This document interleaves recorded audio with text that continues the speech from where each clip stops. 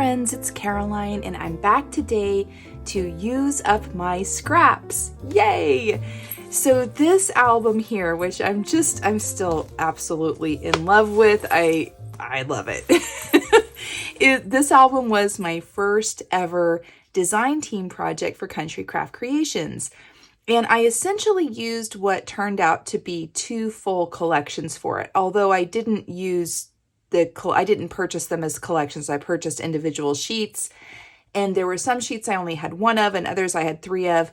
But I basically started off with 24 12 by 12 sheets of cardstock from the White Christmas collection, that is. And I also had, in my design team haul, I had the 6x6 paper pad. I had some of the brads.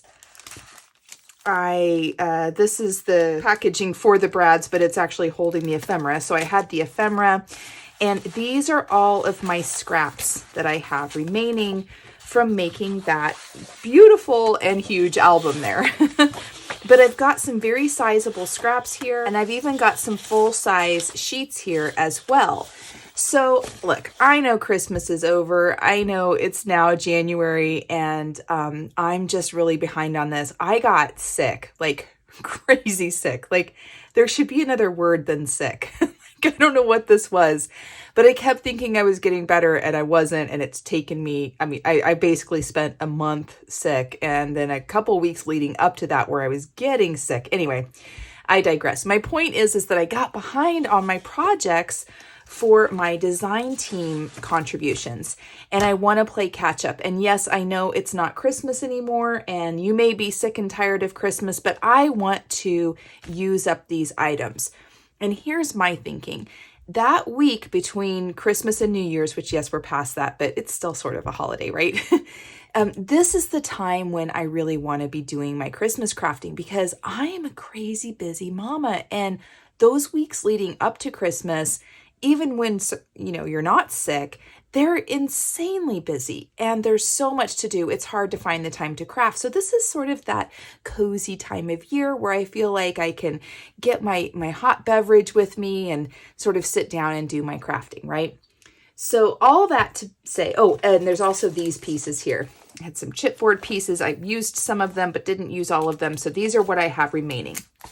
So my challenge to myself is I want to use all of my scraps. I don't want to have any waste at all. And so that's what I'm going to try to be doing today. Now, because I've got some sizable, full-size sheets here, and because I've got what is essentially the full 6x6 pad, I think I used a couple of the 6x6 sheets and some parts with my album. I'm not sure, honestly. Or I took them out. I took them out and was going to use them and didn't. Maybe, I'm not sure. Anyway, because I've got these larger pieces here, I think that I should be able to easily get another album out of this, as well as use the rest for scrappy cards, right? So for today, I thought, well, I'm going to start making an album. I've been cleaning up my craft room. I've been trying to organize. I'm a part of a Crafty Goals collab this year, so I'm kind of in the mindset where, I want to use up the things that I have. Well, in cleaning everything up, I found some chipboard that I had cut for that 4-in-1 series that I had done, and these are the 5.5 by 7.5 pieces. It's only got a 1-inch spine.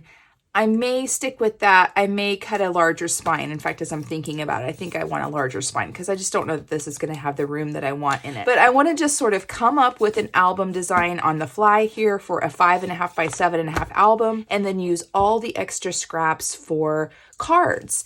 Now, I know it's past the time to mail out Christmas cards, but I found myself in a bit of a panic this year. I thought I had enough Christmas cards, and I didn't. And some of you didn't get cards for me, and I'm so sorry.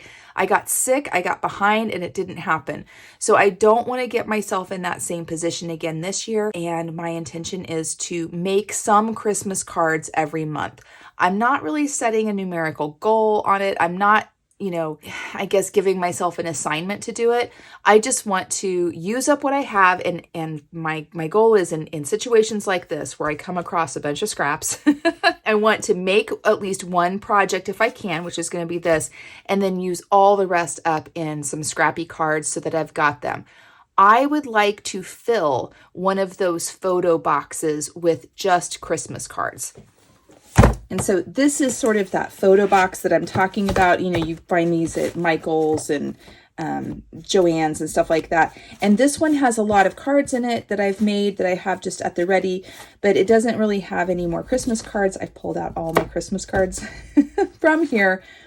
And I'd like to have one dedicated just for Christmas cards. So I haven't bought the box yet, but I know that they're on sale in all the places. And so when I get out and about, I will go and do that. Full confession here, I'm still not 100%. I'm still feeling pretty sick. Yesterday, I had 2 videos that had to post. One was at midnight and one was, you know, today at like 9 o'clock. Anyway, I was still finishing up those videos like minutes before midnight last night. And I was feeling pretty good, but it's taken me most of the day now. It's well past 2 o'clock on New Year's Day, and it's taken me most of the day to sort of get it up and around. Whatever this, you know, combination of crud was that I had has really knocked me down. So I'm having to be a little bit patient with myself and understand when I've tried to push myself in the past, it's only made it worse. So I'm trying to be very gentle with that. All that being said, way too much talking here. I found some white artisan cardstock that I had cut for a different album and ended up not using it. I ended up not wanting to go with the white color with it. So I'm going to adapt it for this. All of these have been cut at 7 inches on the 12-inch side. So I have one piece that's 7 inches wide. Yep. By 12 inches and another piece that is 5 inches wide by 12 inches. And I have, let's see. So it looks like I began with 8 full sheets of 12 by 12 cardstock. They were all cut at 7 inches on the 12-inch side, giving me 8 sheets that measure 5 inches by 12 inches. And then I've got 6 sheets here that measure 7 inches by 12 inches. And then it looks like I had cut these down, and these are 7 inches by 9.5. So I have these little 2.5 inch cutoff strips here that are 7 inches wide by 2.5 inches. So that's what I'm beginning with. If you're, you know, making this without having found some scraps that happen to be cut the same size, why would that happen? It wouldn't. It looks like 8 pieces of cardstock cut at 7 inches on the 12-inch side. And for these 2 pieces here, I'm going to try to use them to wrap my album. Even though my album measures 5.5 by 7.5, it's going to be just right on the height to give me a 1-inch overhang on either side. And these sides here are 3/4 of an inch. So I'm going to use that to wrap around here. It's just going to work. So let's begin by wrapping our front and back cover. And then I'm going to show you how I make my accordion hinge spines for my album. And we'll make the pages and the spine out of these, and maybe any flips and flaps and stuff that we need out of these. And hopefully we'll just use up all the scraps. We'll see. I'm not sure yet. Now I'm going to wrap my chipboard in the same way that Tamara Merrill teaches wrapping hers when she does the lay flat method. But I'm going to have to make a couple little variations. So typically, you know, you would put a 1-inch spacer at the top, a 1-inch spacer at the side, and then you would place your chipboard in here and it would be perfectly centered, and it's a wonderful way to do it.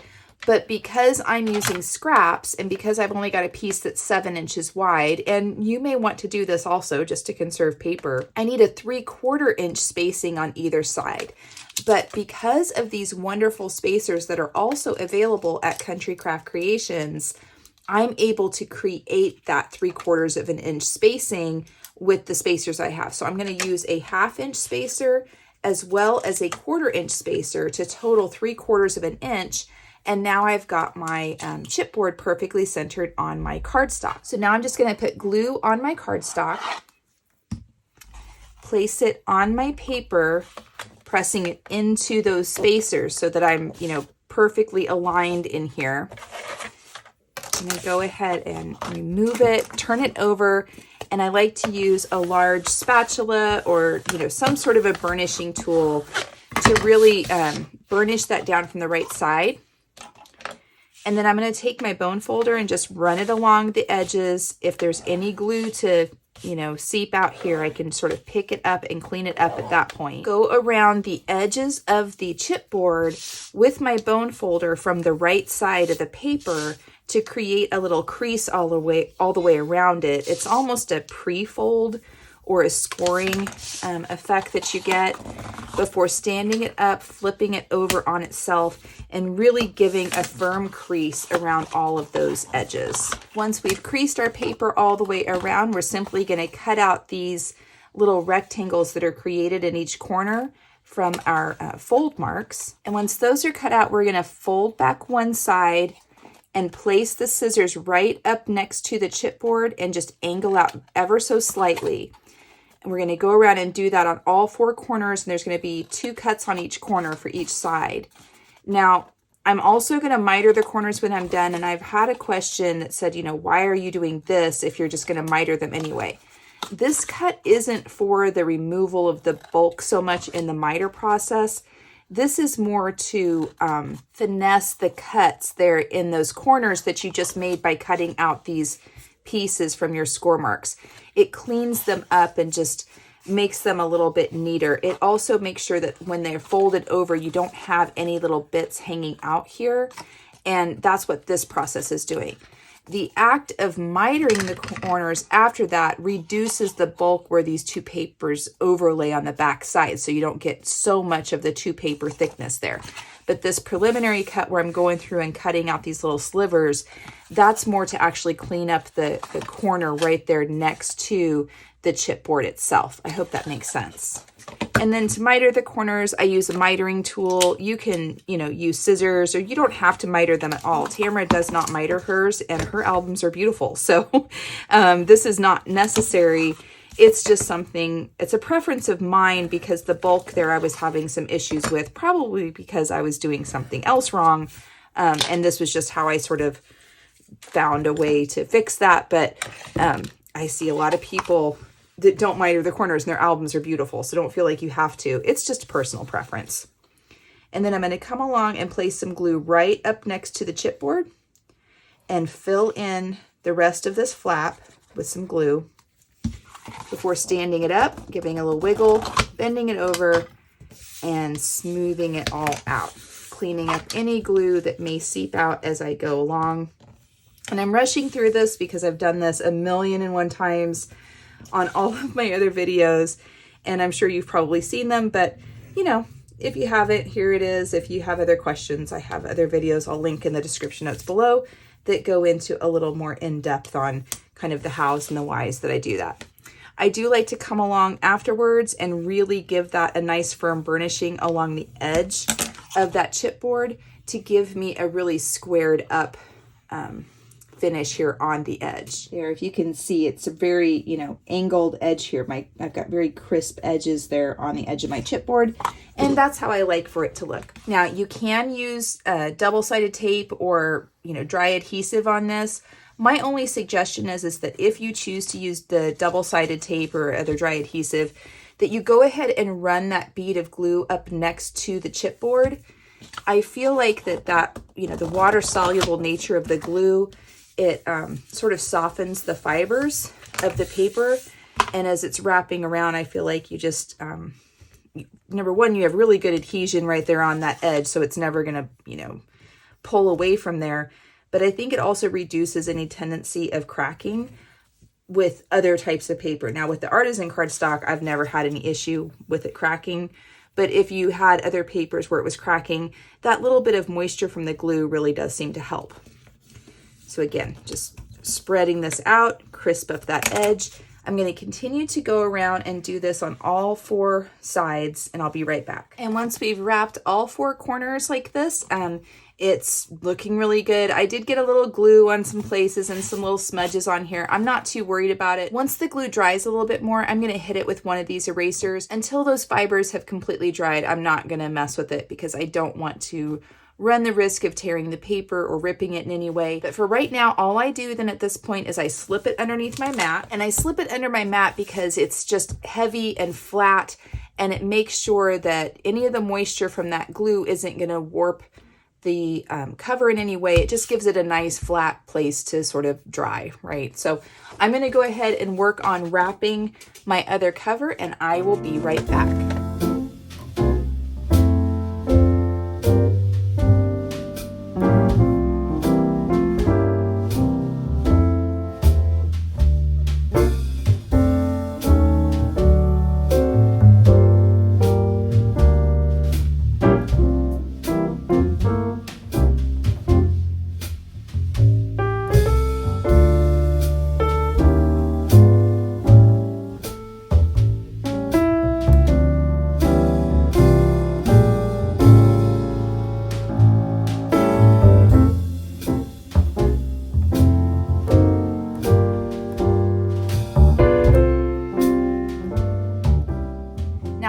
pieces of chipboard are wrapped, I'm going to move on to making my spine. And so I've got 6 of these pieces here that measure 7 inches by 12 inches.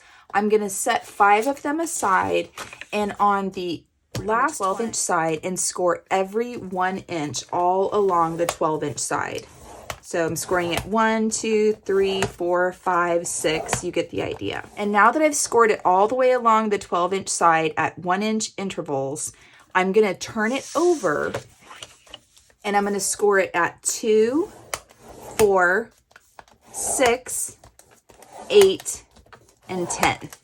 Okay, so score every 1 inch on the 12-inch side, and then flip it over and score it at 2, 4, 6, 8, and 10. And that's just going to help our accordion folds with it being scored on both sides like that. So the first and the last 1-inch section, those are going to be valley folds. So we're going to turn it over and fold that on itself. And these are going to be what attaches to our front and back cover. I don't know why, I just like to do both of them first. So I'm going to go through here and just fold both of those. And now it's just a matter of going back and forth, and we're going to fold all of these in an accordion style. So we've done our valley fold, and the next one is going to be a mountain fold. But instead of keeping them stacked up like this as I'm folding, I like to open it up so I can check and see that the top and bottom are flush with the paper to make sure that I'm not going off on a tangent here. I'm off just ever so slightly there. Make sure I'm in alignment before giving it a nice firm burnishing. Flip it back the other way. And again, I'm checking both of these sides here before really firmly burnishing it. And this is the most important, part, is making sure your folds are accurate at this point. This is the only spine of this album. This is the, where your hinges are going to attach. This is what's going to make sure everything is straight. And so you've got to really make sure you take a little bit of time here and line that up before folding and burnishing those score marks into position. I'm going to really line this up.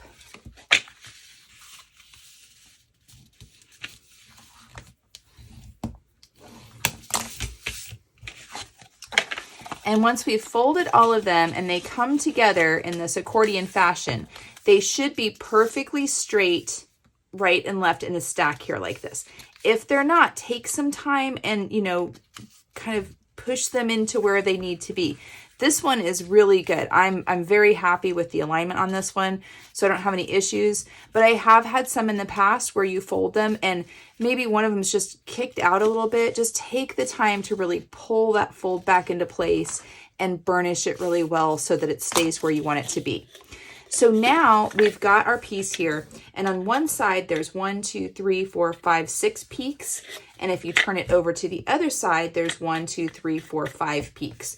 The side with the 5 peaks is going to be on the inside of our album, and that's where our pages are going to be attached. The side with the 6 pieces is going to be the outside of the album. So we want to work from the outside so that we can glue our hinges together.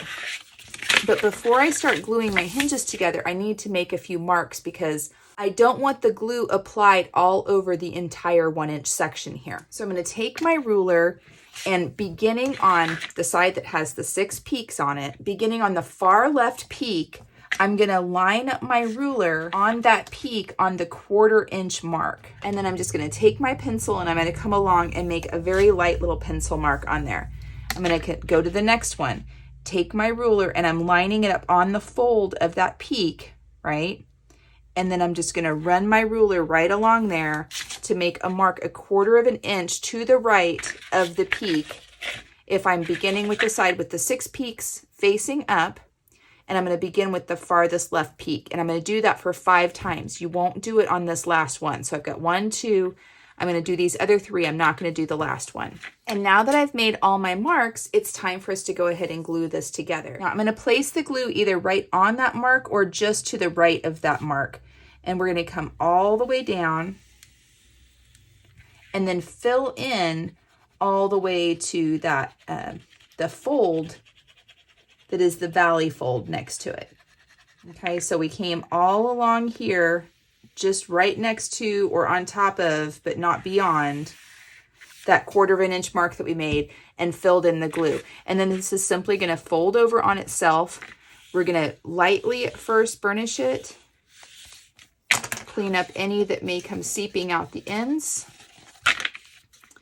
And then I'm going to be a little bit more aggressive and really pull any glue that might be in there to the top or the bottom. I'm being careful not to press it into that area that we didn't put any glue in. So as you can see, I've got this area here where there's no glue, and then I'm really just making sure I'm burnishing over that area where I've got the glue, okay? And so now that we've got that one done, and then place that glue either right on that line or just to the side of that line that's towards the valley fold that's right next to it. Fill in with glue all along that remaining 3/4 inch portion, and then fold it over on itself. Burnish lightly at first. Clean up any glue that might seep out. And then I'm just going to give it a nice firm burnishing all the way down, making sure I'm pressing out any glue on the ends that may be excess. Okay. Next one, same thing. Glue right along or just to the right of that line.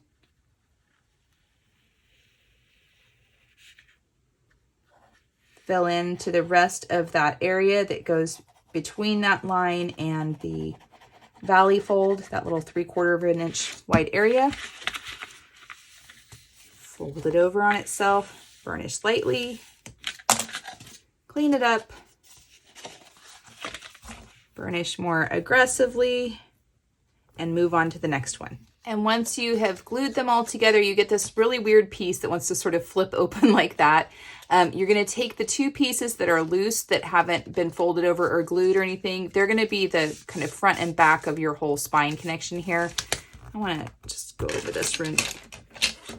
I'm going to go over this again, just very firmly, make sure it's all back in place. And then you can either stick this under your mat, or I like to just take a few clamps and put on it. I just want to hold it together nice and tight while that glue is sort of just setting into place. Just toss a couple of them on here and set it to the side. Okay. Now for the pages, you are going to cut a strip off of them all. You're going to start with the pieces that measure 12 inches by 7 inches, and you're going to cut 2 inches off of them, so that we've got a piece that ends up measuring 10 inches by 7 inches. And so we're going to do that with all of them. And go ahead and keep your cutoffs. We may end up using those. I'm honestly not sure yet. I'm still making this up as I'm going along.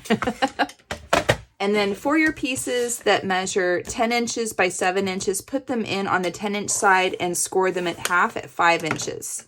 We're going to do that for all 5 of them. Once we've scored our pages, go ahead and fold and burnish them. And I'm just making sure that the cut edges are lining up and my sides are lining up before pressing it down. Sometimes, you know, the score marks are great, but sometimes your paper could be off just slightly. And so I just want to make sure that we're even all the way around there. So I'm going to go ahead and fold and burnish all 5 of them. And once all of those have been folded and burnished, go ahead and set those to the side. We're going to get our front and back covers from under my mat. And now is the time that I can go along here and clean up any of that glue or just grungy spots that have shown up because this is white cardstock. Because it's had enough time where I'm not worried about it ripping the paper at this point. And now we're going to take our spine. As you can see, I've got one side here that I can pull on, and that because we had those 1/4 inch spaces, it's got some give in it.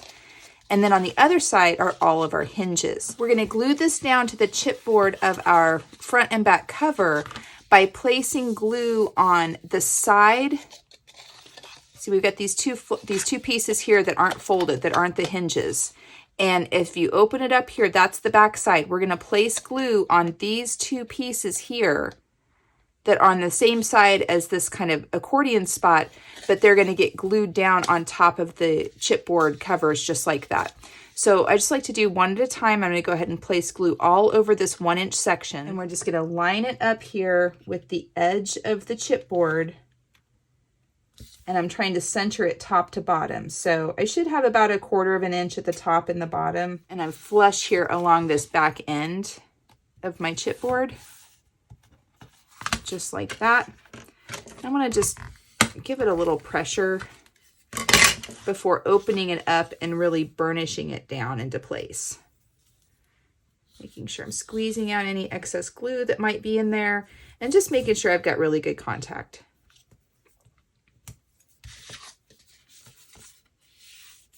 Looks good. And now we're just going to put glue on this remaining little flap here.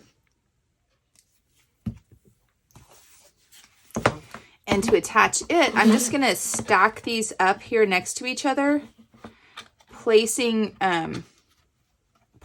both of the covers like right next to each other. So I've got it on my surface so I know I'm flush top and bottom.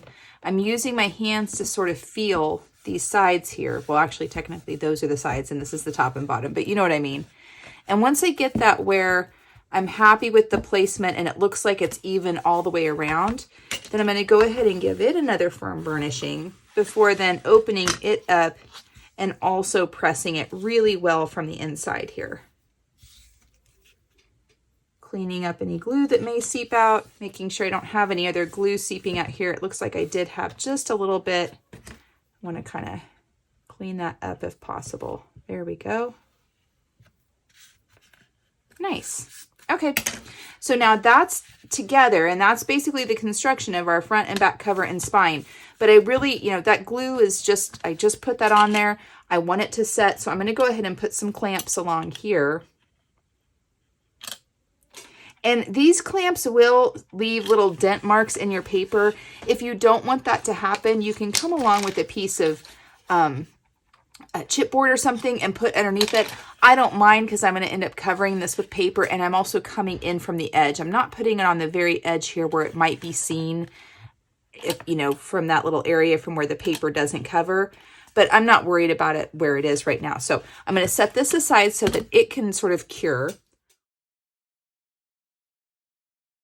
And I'd like to work on my cover.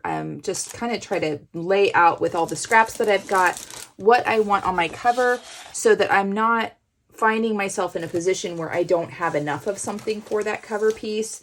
And that's sort of the most important piece for me. So I just want to make sure I've got something for it. So I'm going to pull out all of my scraps right now. All right, I went through my scraps and I found some pieces that I want to put on the front cover. And I think that this is going to look really cute layered up like that on there.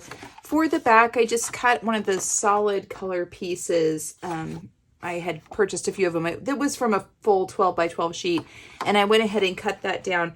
And both of these are 5 1/4 by 7 1/4. So both of these background ones are 5 1/4 by 7 1/4.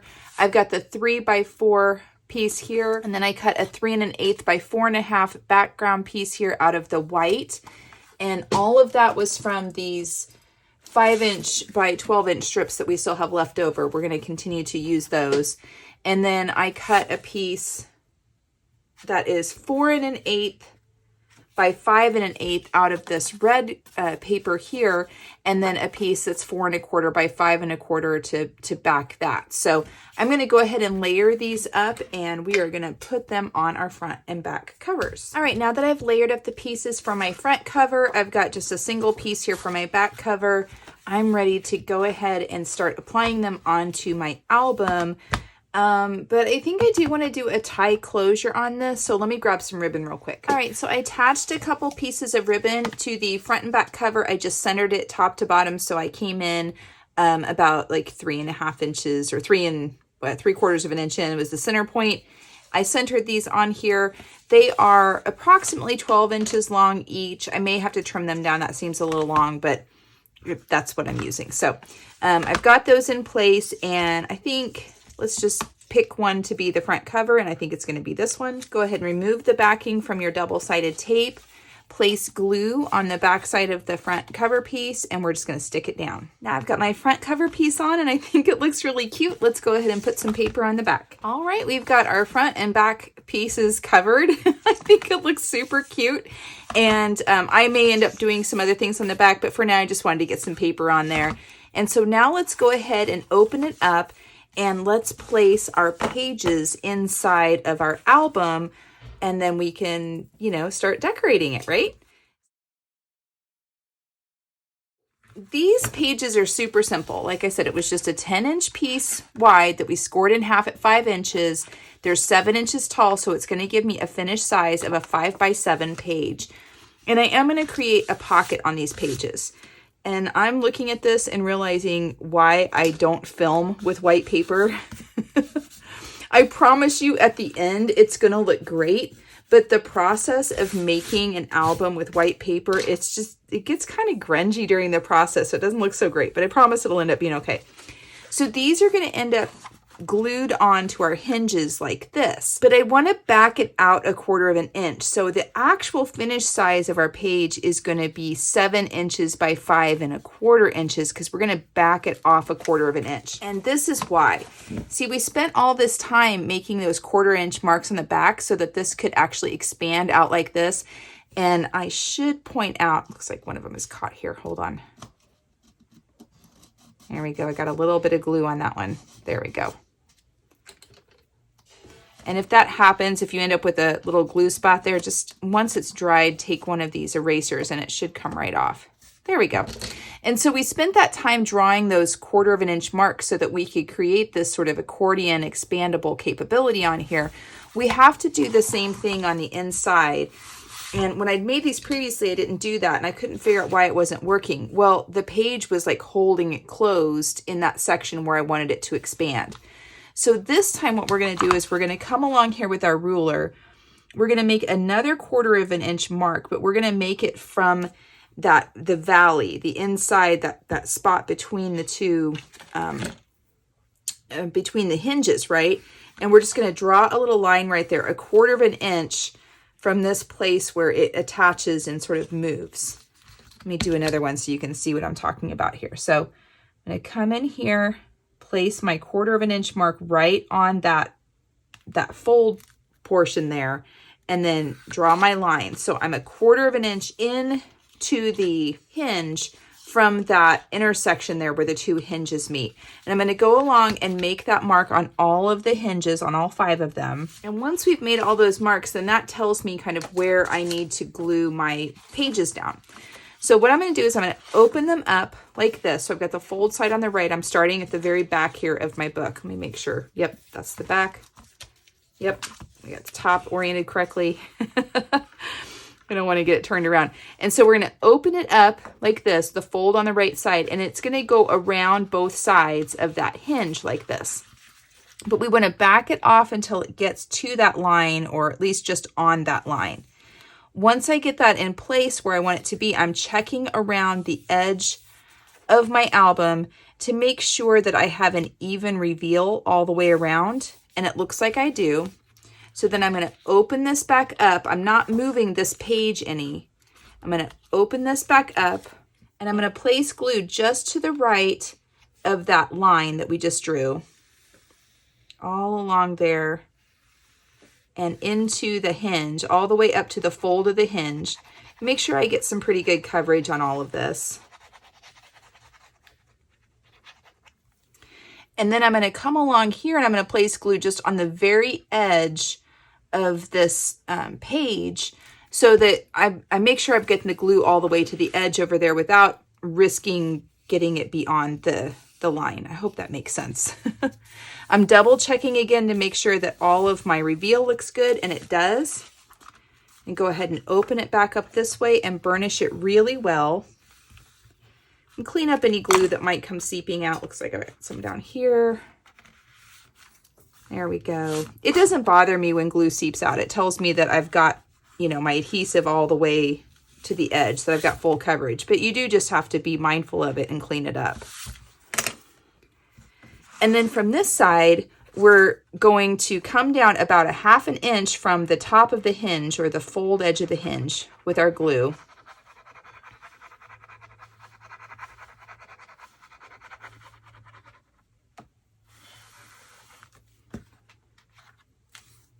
I'm going to place glue along the bottom of our page, and again along this edge of the page that's going to flap back over and adhere. And on this one I can do a little bit wider because I only came down about 1/2 inch on that hinge, but you know, maybe 1/4 inch or so. And then once that closes up, kind of burnish that down and clean up any glue that's seeping. I got a lot of glue on that one. But see, it's okay. If you get a little heavy-handed with the glue, you just wipe it right off. There we go. Make sure that's down. And I do want to make sure I really press the bottom here so that I've sealed off that pocket for my page. Make sure I get any glue coming out here. Okay.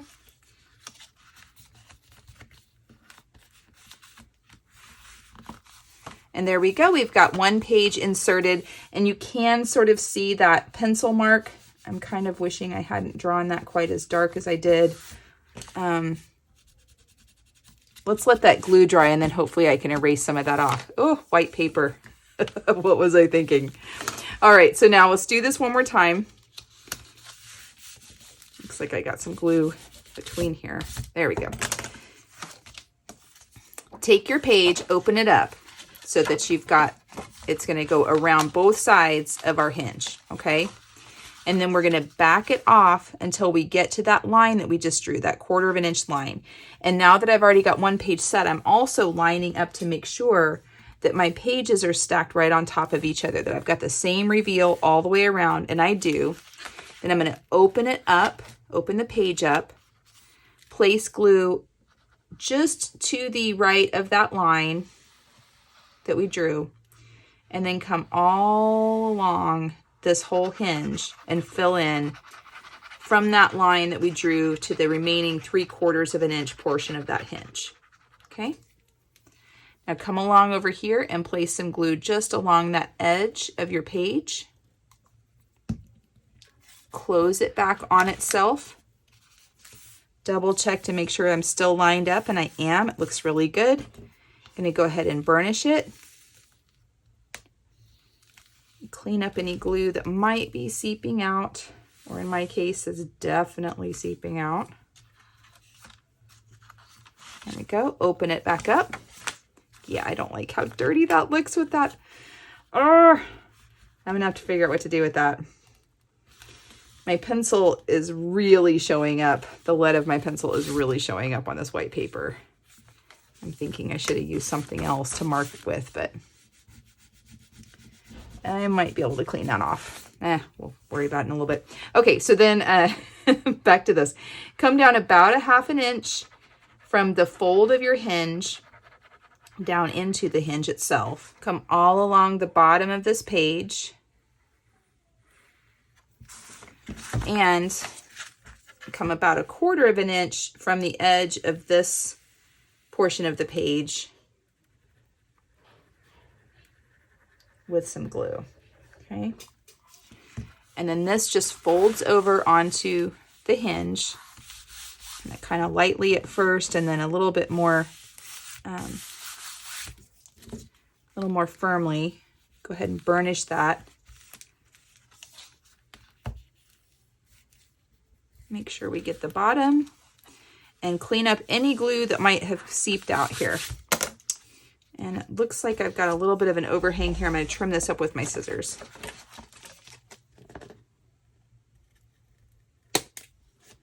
There we go.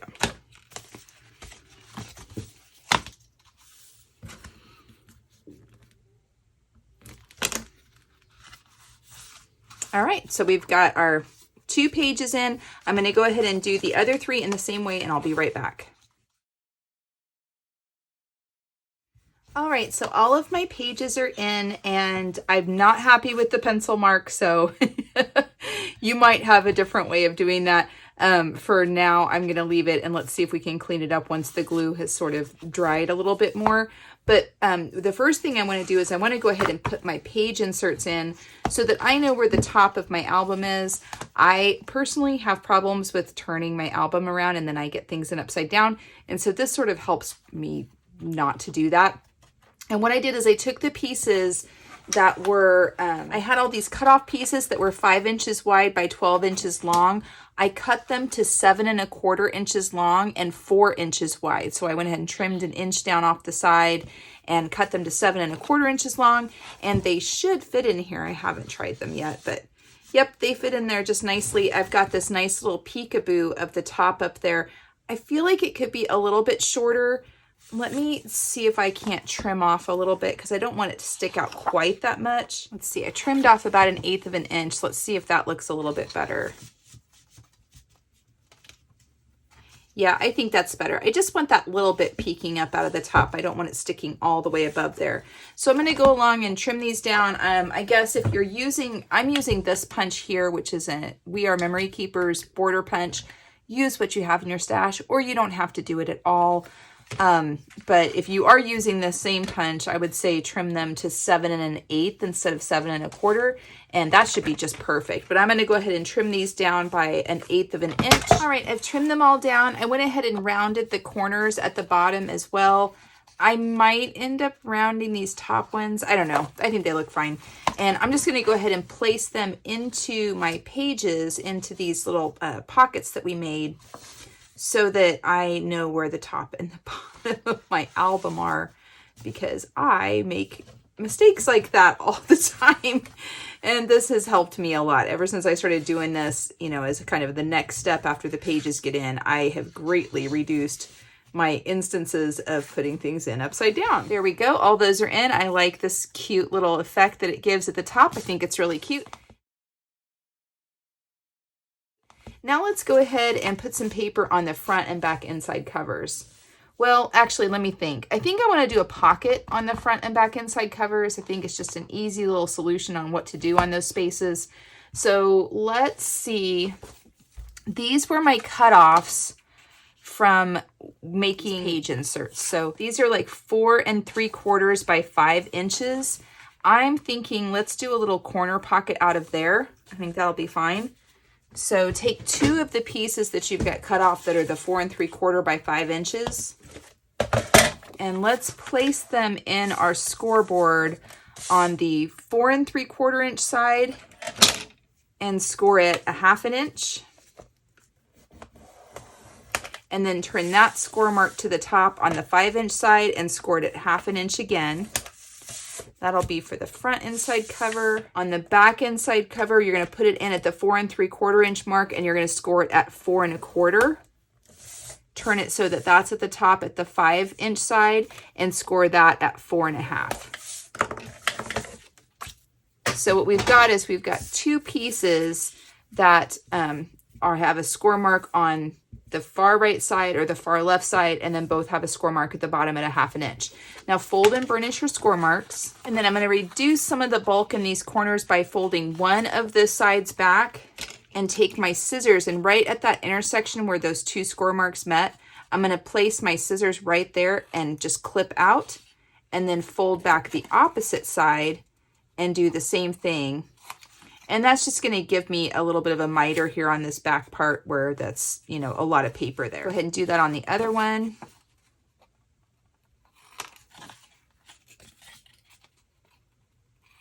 And now we're going to make a couple marks here so that we can make an angle cut. So for each of them, whichever sides have the folds, you're going to measure up from the bottom fold on the side without the fold. You're going to measure up 1 inch and make a little tick mark. And from the side with the fold, you're going to measure over 1 inch and make a little tick mark. Do that on both of them. And then using your trimmer, just go ahead and place those 2 tick marks on the edge of your cutting blade here, or your cutting edge, and go ahead and cut that. You're going to get an angle cut going this way with the pocket pieces on there like this, and another angle one where you've got your pocket going like this. So they're kind of like, let me move this. So they're like a mirror image of each other. Okay. Now I like to go ahead and just tack this back piece down. So take your long edge and lay it down first, and put a little tiny dollop of glue on there, and then fold this bottom edge up over that and just hold it long enough for it to sort of catch. I'm going to do it on the other side as well. And then let's go ahead and glue them into our front and back inside covers. So you're going to take it like this and place glue all over these 1/2 inch flaps. And then you're just going to position it on this, you know, lower corner over here, all the way to the edge of your chipboard. And it's just going to nestle right in there in that little lower corner.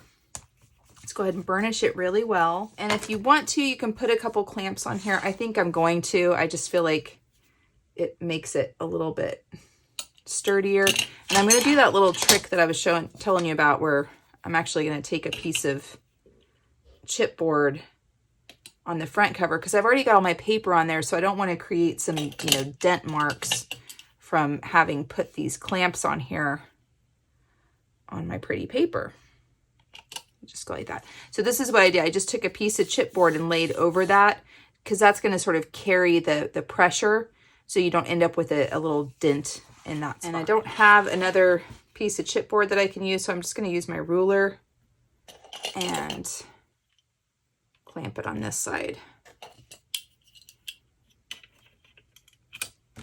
And just set that there for a little bit. And it really only needs to clamp long enough for me to get the glue on this other one. We'll go ahead and pull those off and then put this on the back inside cover.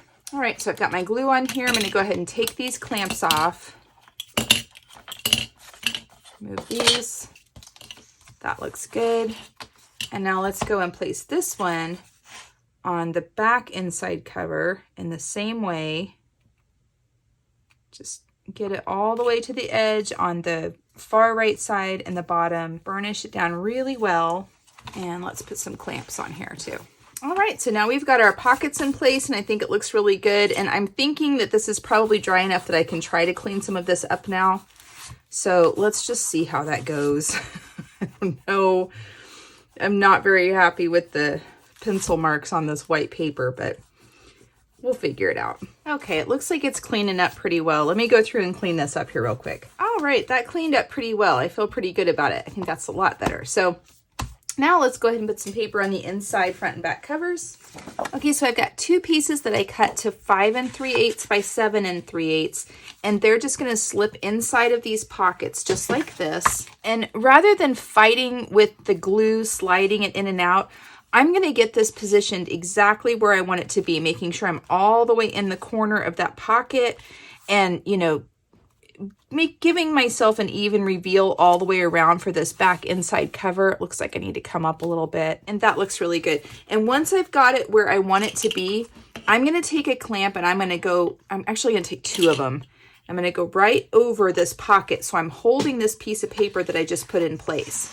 And now I can lift it up and I can slip some glue underneath all along the back side here. I'm kind of gluing this down everywhere. And then I'm going to come along the edge of this paper all around. And glue on this edge all along here. And I know this is probably just a little bit fussy, and maybe this doesn't seem like an easier way for you, but I don't like fighting trying to get that in that corner when it's rubbing up against the, you know, there's some pressure in here where that pocket is. And sometimes the glue will want to stick before I've got it positioned exactly where I want it to be. And this way I can position it where I want it to be, slip the glue underneath it, and I know it's always going to be in the right spot. I hope that makes sense. So right now I'm just spreading out this glue all around here, cleaning up any that might have seeped out, really pressing it down, making sure I've got full coverage. Oops, I didn't mean to do that. There we go. And now I've got my back inside cover covered. I'm going to do the same thing here for the front one, get it set exactly where I want it to be, put a couple clamps to hold that piece in place, and peel it back and glue it down. All right, I got these glued down. They look really great, but I want to show you an example of what happens if you try to erase the glue off before it has completely dried. I'm sort of pulling at the fibers here of this paper, and it's not great. I don't know what I was thinking, but so that's why you don't do that. That's why you let it dry. We'll let it sit. I think I'll cover it with some paper and it'll be fine, but yeah, that's just an example of what not to do. So I've got paper on the front and back inside covers. Now let's cut some paper for these little pockets. And the back side of this plaid are these just really adorable Santas, and it's going to be just the right size to fit in here.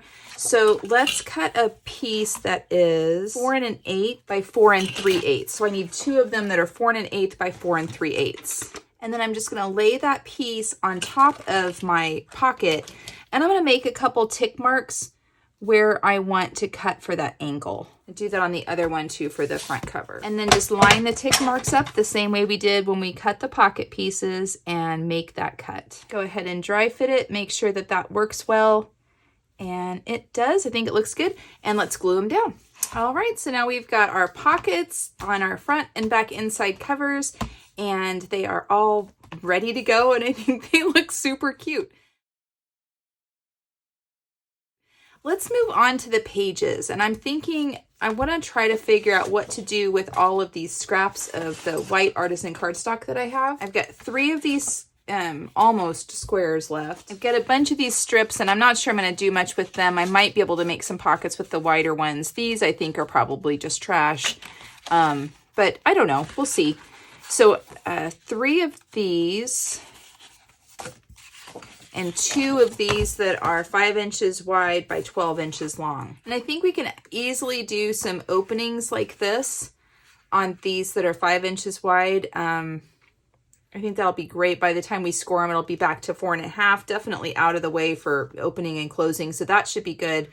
So I'm going to cut 2 of these down to 7 inches by 5 inches. Now I've got a couple other squares. So for these that are 7 inches by 5 inches, let's get our scoreboard out and let's score them at 1/2 inch on the 5-inch side. Fold and burnish your score marks. And let's go ahead and round the corners that are opposite the fold. So I've got my fold here and I'm rounding these corners on the opposite side of that fold. And I'm thinking let's put these on pages. If we're going to number them, we're going to say page 1, page 2, page 3. Let's do them on pages 4 and 5. So go ahead and put some glue on your 1/2-inch flaps, and we're going to glue them down right on the edges of pages 4 and 5. I'm going to take out my page insert just to make sure I'm flush at the top there, and I am. And that's looking really good. Go ahead and burnish it really well. And I'm going to toss a couple clamps on here. Go ahead and put glue on the other 1/2-inch flap and line it up with the edge of page 5. And then I'm just going to move the clamps from page 4 over to page 5. They don't need to be on there long, just long enough, you know. As those fibers are swelling, I just want something to give it some pressure. And as you can see, that gives me a really nice straight attachment there on that edge. So I'm really happy with that. Okay, so that's for pages 4 and 5, and now I've got these cutoffs for 5 of these. So I've got 2 of them that measure 4 3/4 by 5, and I'm thinking that let's score them on the 5-inch side at 1/2 inch, and we can go ahead and pull these clamps off. They don't need to be on that long, like I said. That looks good. And then fold and burnish your score marks that you scored at the 1/2 inch on the 5-inch side. Yeah, let's do like that. I think that'll be really cute. So on pages 2 and 3, we're going to try to just eyeball center them top and bottom. So let's go ahead and put some glue on here. Oops, I did want to round those corners. So round the corners opposite the fold. You guys, I'm literally just making this up as I go. You guys can see how my brain works here. That looks pretty good.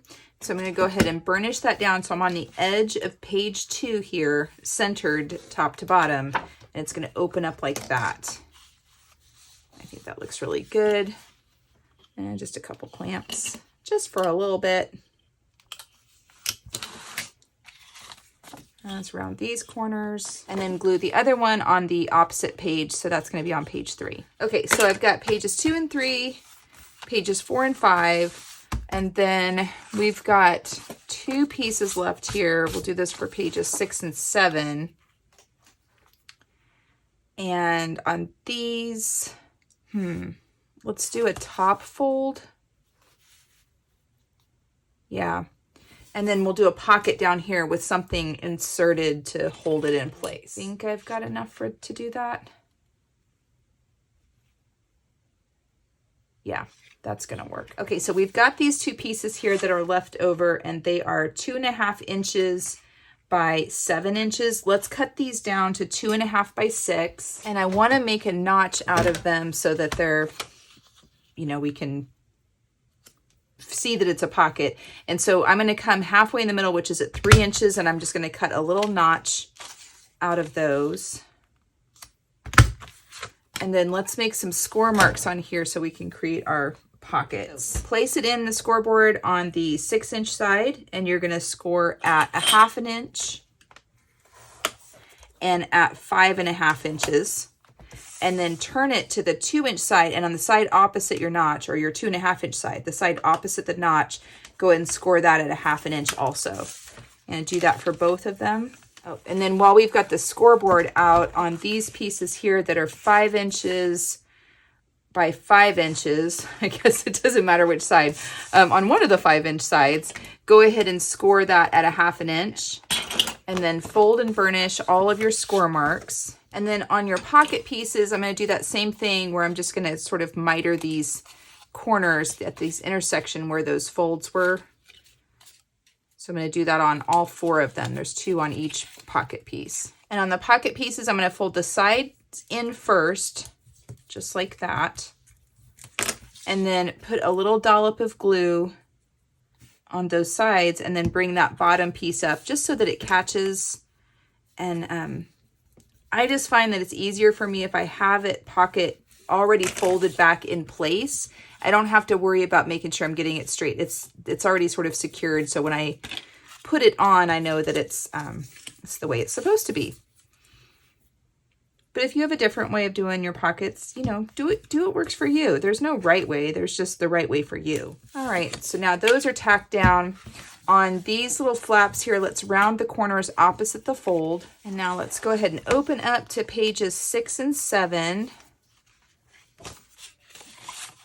And these flaps are going to come down from the top. And these pockets are going to be positioned on the bottom just like that. And then we should be able to put something in to hold it closed. Maybe we will use some of these. We'll just do like several tags along here. I don't know. Let's see. Let's go ahead and glue down our flaps for our top fold pieces. So put glue all over that 1/2 inch section there. Go ahead and pull out my page insert. And then you're just going to line this up with this very top portion here. So I'm going to line it up with the top and the side. And once I get it where I'm happy with it, go ahead and burnish it down really well. Open it up, burnish it down again, make sure there's no glue seeping out. Looks like we're good. And do the same thing with the other one on page 6. All right, now we've got both of our flaps on pages 6 and 7. Let's go ahead and glue down our pockets. And I'm just putting glue all over these 1/2 inch flaps that we folded around to the back. And then line them up. So like on page 7, I'm going to go in this lower right-hand corner and line it up here on the page. And on page 6, I'm going to go in the lower left-hand corner and line it up on the page. All right, so now I've got both of the pockets down. I've got these little flaps down. I think that's looking really good. I'm thinking I might be able to just put some of these in here. And maybe we fold them in half and make some little cards. I don't know, let's try it. So these are 7 inches by 2 inches. Let's put them in on the 7-inch side and score it at 3.5. And then these would just, yeah, I think that's going to be fine. We'll do a series of those. There are 1, 2, 3, 4, 5 of them. Let's take 4 of them, score them at 3.5 inches on the 7-inch side. And that'll be what goes in that pocket and also what holds that flap closed. Oh, I think that's going to be really cool. I like it. So these can just come out. The flaps open, they go back in. That's what holds them closed. I like it. Okay, so now the only pieces that I have left is I have one of these pieces that's 7 inches by 2 inches, and I've got this piece here that is 4 3/4 by 5. And I feel like I need more paper here, but I don't have any more of the white, and we're going to use what we've got, right? That's the whole plan here. All right, so on this piece here that is 7 inches by 2 inches, let's just do a simple tuck pocket on that. Let's go ahead and cut a notch out of it, and that needs to be in the middle at 3.5. So I'm going to make a little mark here at the center, and then that one will just get glued down like a little side tuck pocket. For this one,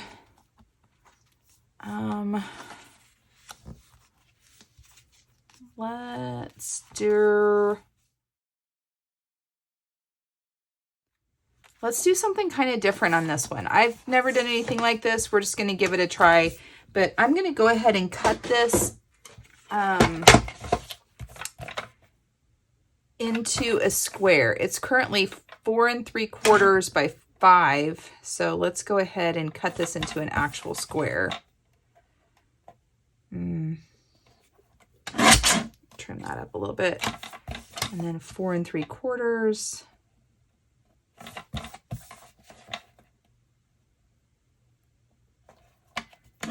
There we go. And then let's cut it on the angle, just corner to corner. I'm just lining it up here in my trimmer and putting the points of the of each corner of this diagonal corner on my cutting blade. I'm going to drop the blade.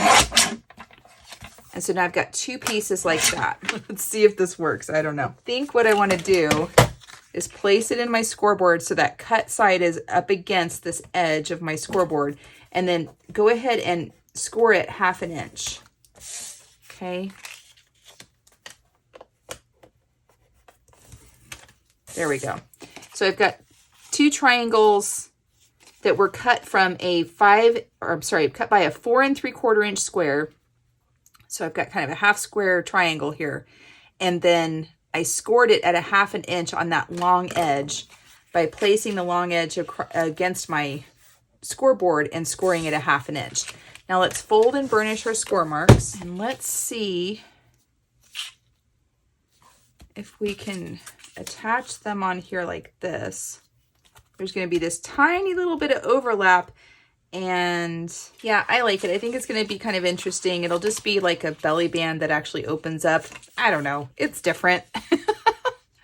Put glue all over the back side of your 1/2 inch flaps. And I'm going to start with the edge here of page 1. And I'm just trying to center it top to bottom as best I can. It's an odd shape, right? So as long as I make sure the other one lines up with it, it's fine. So I'm going with this edge first because it's going to be easier for me to really get this down in place. Press this all down. Let's see. Yeah, I definitely want to clamp that. And then for the other one, put glue on the back side of your 1/2 inch section. I don't know, you guys. I really don't know what I'm doing here. I'm just trying to use up all the paper that I've got, and this is what I'm coming up with. So, and then we're just going to the edge of the page. Remember, we pulled that page back 1/4 inch. So we're just going to the edge of the page, and I'm looking to make sure that these two are sort of lining up. Looks like I need to scooch it up just a tiny bit. No, it's not scooching. That's fine. Okay, so that's going to be like that. Let's go ahead and burnish it down really well. I can't get clamps in here, so I want to make sure I really burnish it well. There we go. I mean, it's different, right? I might end up putting something else over this because I think it's too small for a magnet. Or I could just glue it together and it could just be a belly band. Nah, I want it to open. I don't know what I'm doing. I told you I don't know what I'm doing. We'll figure it out. In fact, let's do that one first because it's just going to be sitting there judging me if I don't do something with it. The cool thing is that these little pieces, these little cutoffs, are going to fit in here at least partially, and then we'll come up with something else to go behind them. And I think that's going to look pretty cute. Let's see if I can't trim this one down to make it fit. I cut it there, and then this one to there. Look, they're gonna fit on there so nicely. That's cute. Okay, so how am I gonna close this? I'm thinking a magnet, and let's get out our ephemera pieces. Maybe we can encase a magnet with that. Okay, so let me get some cardstock to put behind this. Got a little piece of white. All right, so I've got a set of magnets here. I'm going to have it open this way.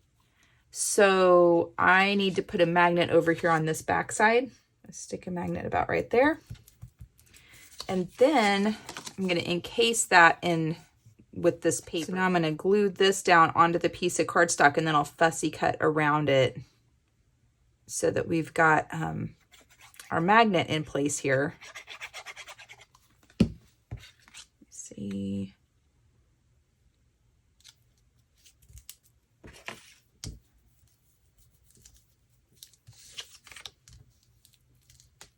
And I'm going around here and just almost sculpting around that magnet from the back side.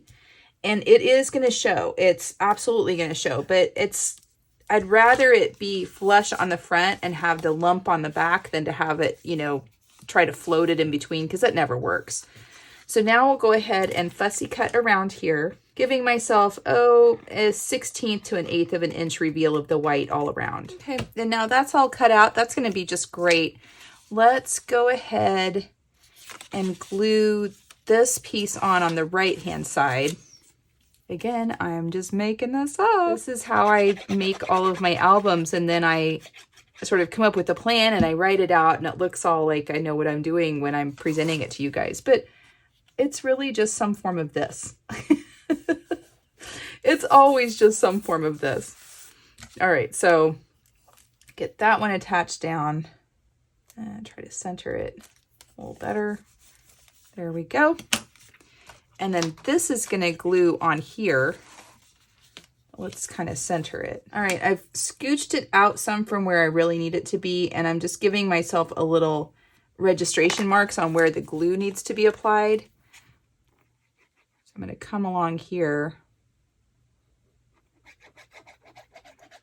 put glue all over this back side.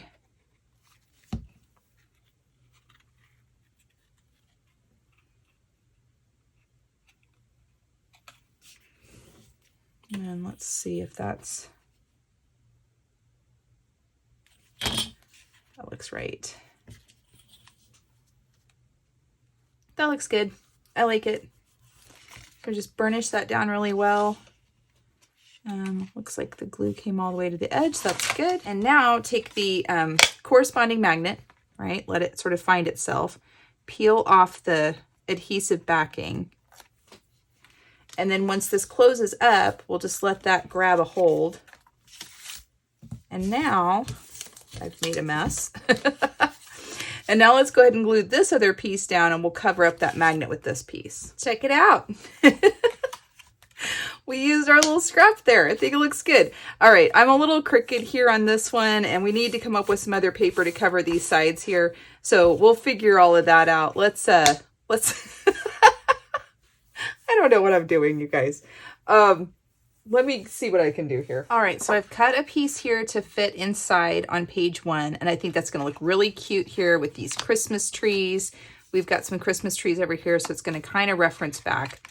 Looks like I need to trim it a little bit. See how it's buckling up there? It's too tight in that area, so that tells me I need to trim this down a little bit. This is why dry fitting is so important. Let's just trim off a little bit there. Let's try it again. There, now it's flat, but it's not really, doesn't have a lot of wiggle side to side. That's exactly what it needs to be. And then I have cut some pieces here. These are 1/2-inch strips that I'm going to lay down on here.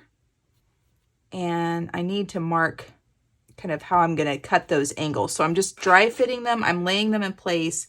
And I'm going to make a little tick mark from where I want that to begin. And on this side, I need to make it where I want it to end too. And then we're just going to trim those.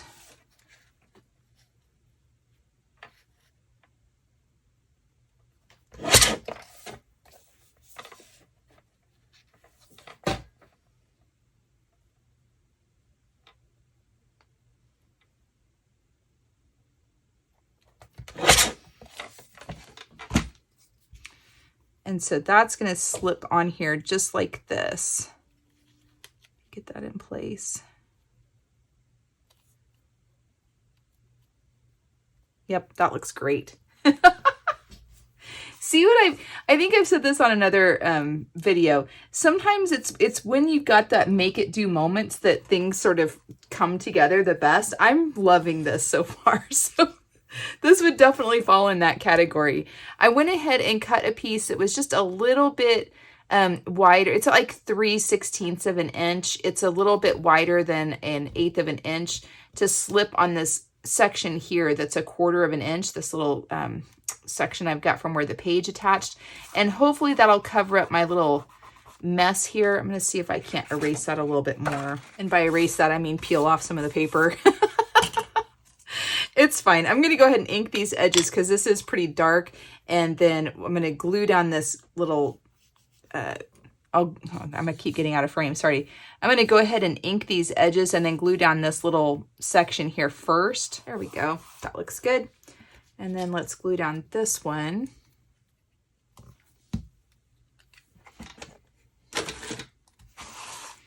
And let's just position it.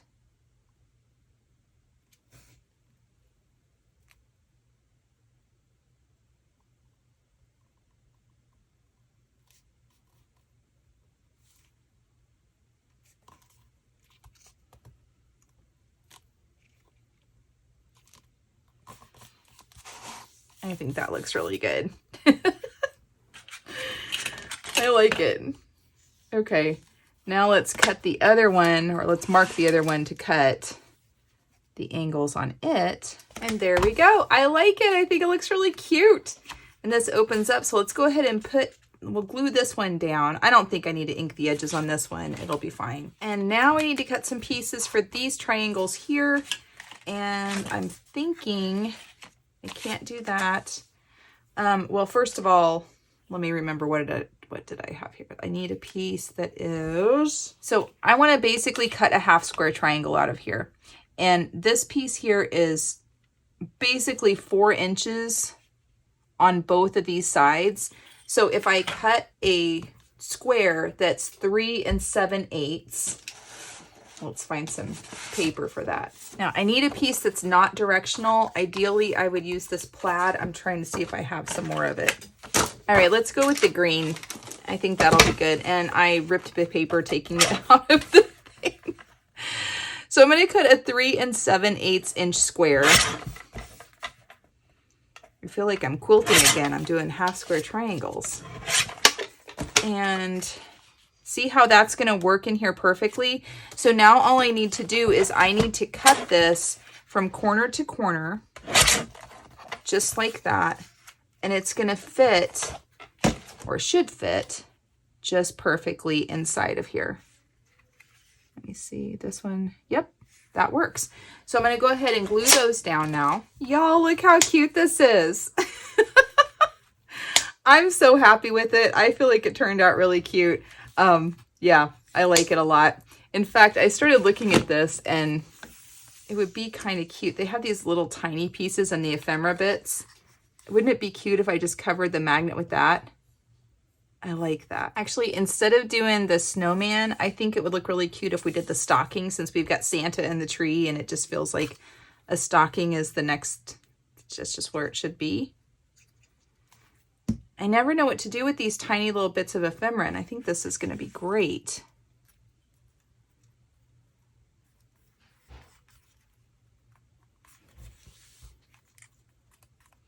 Isn't that just darling? Look, look. It's so cute. I love it. Okay, so we've got the front inside cover and page 1 complete. We are done with that. I have to do this one more time. Look. That was really fun. You know, I just had one piece of that white paper left and I wanted to make something interactive, so I love it. All right, so now over here, I want to put some magnets on here, but I think I want to use these really cute brads, and they're not actual brads. They're like decorative brads. So they have this weird piece on the back of foam, and it's adhesive backed foam that you're supposed to put on. But I'm thinking if I use the small basic gray magnets here, get a couple of them out, then I should be able to take these and pull off, let me see, will it fit on this one? So I should be able to pull those off and like set the magnet up inside of there. That's what I'm going to try to do. Let's pick the papers first, and then that'll determine kind of which ones of those brads I want to use. All right, so I'm starting to realize I'm going to have to piece a lot of this paper. I'm using the last of my full sheets that I've got to be able to fit on here, and it's going to be fine. But this is going to be, I'm going to have a bit of a white band at the top and the bottom of these, but I think it's going to be just fine. And then I'm thinking, let's do something kind of snowman-y on this scene here. All right, I went ahead and cut a couple pieces here of this red snowflake print that's 4 3/8 by 4 5/8. And I cut a pieces out of this snowman print that's 4 3/8 by 4 5/8. And I think what I want to do is I want to put the snowflakes on the front and then the snowmen on the inside. I think that looks really cute. And I'm going to rely pretty heavily on the ephemera and other things to give this large blue piece some interest, because it's not very interesting right now. And I don't know what I'm going to do with that yet, but we'll figure it out. But first thing I need to do is I need to go ahead and round my corners. And since these measurements are so close to each other, the 4 3/8 and 4 5/8, I'm laying it on here to make sure I've got it oriented correctly before going and clipping these corners. Once the corners are clipped, it's going to be nearly impossible for me to mess it up, because that's just how it's going to have to lay. But until then, I just want to double check. There we go. And then on these here, they're going to be like this. We should probably go ahead and put some magnets on here. And so this is my thought. My thought was I could take one of these because they're so cute. So let me see if this is even going to work. I'm going to peel off this adhesive backed foam that's behind here. There we go. So I got the foam out of there. And then one of these magnets should fit. Let's see, it wants to go that way. So I'm gonna go ahead and pull off the backing. Yep, it just fits right in there. That's perfect. So now I can attach this down, and it's still a magnet, but it's like a pretty magnet, right? Let me make sure it's gonna be strong enough. Since it's gotta go through all these layers of paper, I'm just doing a test fit here with all my paper layers to make sure that's gonna be strong. It's plenty strong enough here. It's really catching, and yeah, I think that's gonna work. Okay, cool. So I can go ahead and put all the papers on. Since I'm doing it this way, I can go ahead and put all the papers on except for this bottom piece here. I'm gonna set this aside. Let's go ahead and glue down the papers on both sides of these flaps. Okay, so this actually worked out perfectly. Look at this. And I used the small basic gray for both of them. One of them slipped underneath inside of this, and it's just going to close in there perfectly. Now, when I put it in the same spot here, they're going to bump into each other. So I'm kind of thinking, oh, I should have alternated it a little bit up or down. Let's see. Let me get this other one ready, and let's see how that's going to work. Okay, my need to have things balanced and even might be challenged here, but there's a magnet on this page back here. And I've taken the adhesive portion out, and just the metal from this is wanting to grab a hold where that magnet is. And if it does that, it'll clear this other one. So I think that that's just going to be a perfect placement there. So I'm going to begin by allowing one of these small magnets to sort of find its position with the one below. That's about where I want it to be. Let's see if I can find one that's a positive. These all got jumbled up together, and all the adhesive things want to come off of them, and it's making a heck of a mess. All right, well, it wants to stick in a different way, so I'm going to go ahead and reveal the adhesive backing, but I'm going to put another piece of double-sided tape over it just to hold it in place. That way I'm not fighting with it in either way, because this isn't going to connect either, I don't think. Nope, that's going to be good. Okay, so go ahead and peel that off. let's glue this one down. All right, now I'm going to go ahead and glue the rest of my pattern paper on. Oh, they're not going to be even and it's going to drive me nuts, but it's going to be okay. So I need to put some adhesive on here because the side that wants to stick isn't the side that's, it's not the right side to stick, but it's okay. So I'm going to put that on there, and then let's peel off this. And then I'm just going to glue it down with my art glitter glue. And look, it's a little messy. It's going to seep out and stuff, but it's going to be okay. There we go. And I'm just going to let that sit there. I'm not going to move it until that glue has set. What's bothering me about this is I've got this one moved over this way and this one isn't, but it's going to be okay. I'm going to come up with some way to put something on here to make that make sense. For now, it doesn't. And yeah. But isn't that cool? I've been thinking that I could use the magnets with these sort of faux brads. I don't like that they're not real brads. I wish they went back to that, you know, where they actually had the brads on them, but this is okay.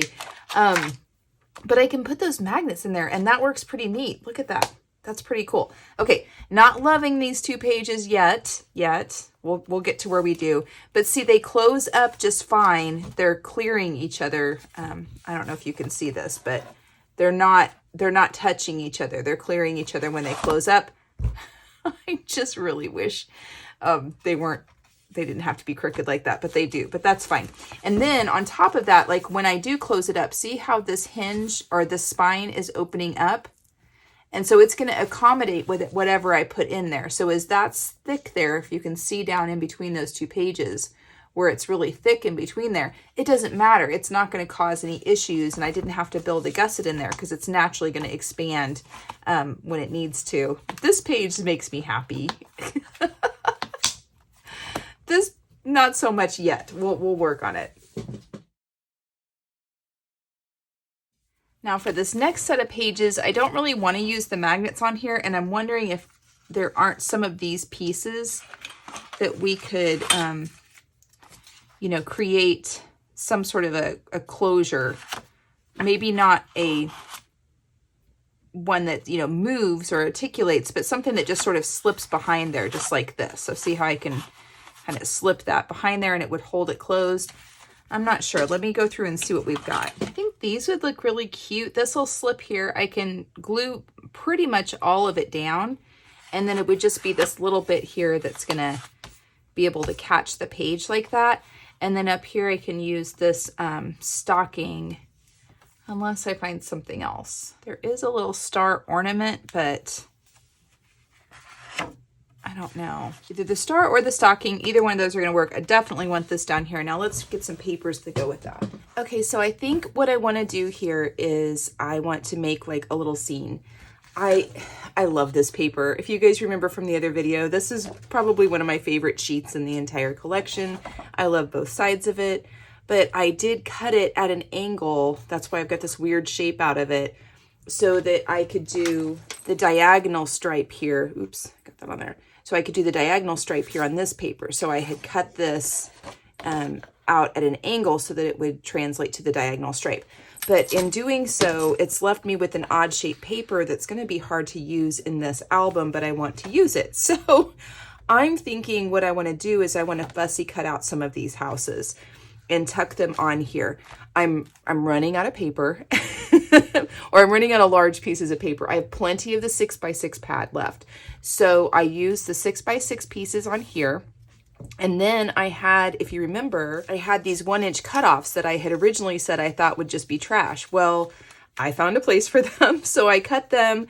I did a torn edge. I reversed the torn edge behind it to sort of give it some length. And so I've got kind of like a snowy scene down here. So I think now what I'm going to do is I'm going to fussy cut some of these houses and tuck them in here. It's going to make this lamp post make a little more sense that we're going to then use to as a closure for our page, right? So we're going to be able to tuck this up under like that as a closure. And I think it's going to be cute. I don't know. Let's see what we can do. I'm going to work on that and we'll see. Let's just see.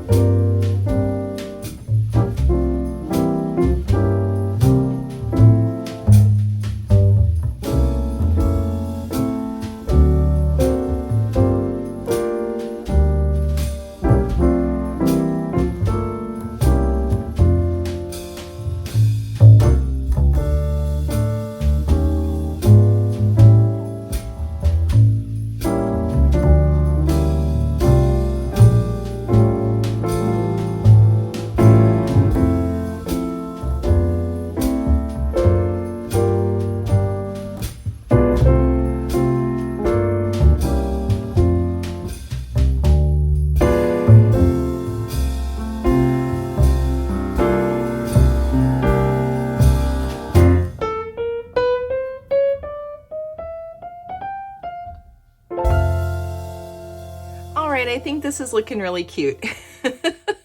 I went ahead and took my Martha Stewart border punch that punches out this really cute snowflake border, and I took the part that punches out of it, these little snowflakes, and just glued them around here. I'm trying to only use these pieces that I had, you guys. So I think that that's given it some interest, especially because I didn't really have any focal point for this, these 2 pages yet. And then I went ahead and used these from the ephemera pack, and I created tuck spots. I backed them with a little bit of this white cardstock that, again, I thought I was going to trash, but found a use for. And I only glued it at the top. So we've got a little tuck spot here, so you can easily come in and tuck a photo underneath here, or a little journaling piece, or, you know, whatever it is that you've got. Maybe you've got a program from the Christmas program at church or something. I don't know, but I think it looks really cute. And so now let's go ahead and work on these inside pages and then figure out how we're going to do a closure on here. All right, I've gone ahead and finished pages 6 and 7, and I think they look really great. I did not do the closure. I think I could have. I don't know. It didn't feel right. So one of my crafty goals this year is to follow my heart, and my heart did not say to do this. So I'm just going with my instincts. So this page, you will have to, you know, hold down a little bit to close, because it could catch, as you can see there. So this one, you just have to sort of put your finger down and hold it down when you close it. But other than that, it's going to be just fine. And I think it turned out really cute. I like the paper piecing. I like the red stripe. I think I have just about maximized every little bit of this that I can. Although I think I can get a few diagonal stripes here. We'll see. All right, let's kind of recap where we are here. We've got our inside front cover. We've got page 1 that I think turned out super cute. I love this. We've got pages 2 and 3 that I'm still feeling a little meh about. I'm not sure I love it yet, but I think we're going to come on with some embellishments here in a little bit and sort of make that look a little better. One thing I want to point out here is this has dried now enough. As you can see, I had a glue spot on here, and it erases without any trace of it ever having been there once you let it dry all the way. If you try to erase it too soon, it will end up tearing the paper, but that just cleaned that completely up. Doesn't that look great? And then we've got pages 4 and 5 that are now complete, and I love the way they turned out. I did not end up doing a closure on these. I debated a few different options. My heart wasn't feeling with it. And since that's one of my crafty goals today, I'm just following my heart. This one's just not getting a closure on it. You may have to sort of hold a page down as you turn it, but that's totally fine. It doesn't feel, you know, like it's cumbersome to have to do that.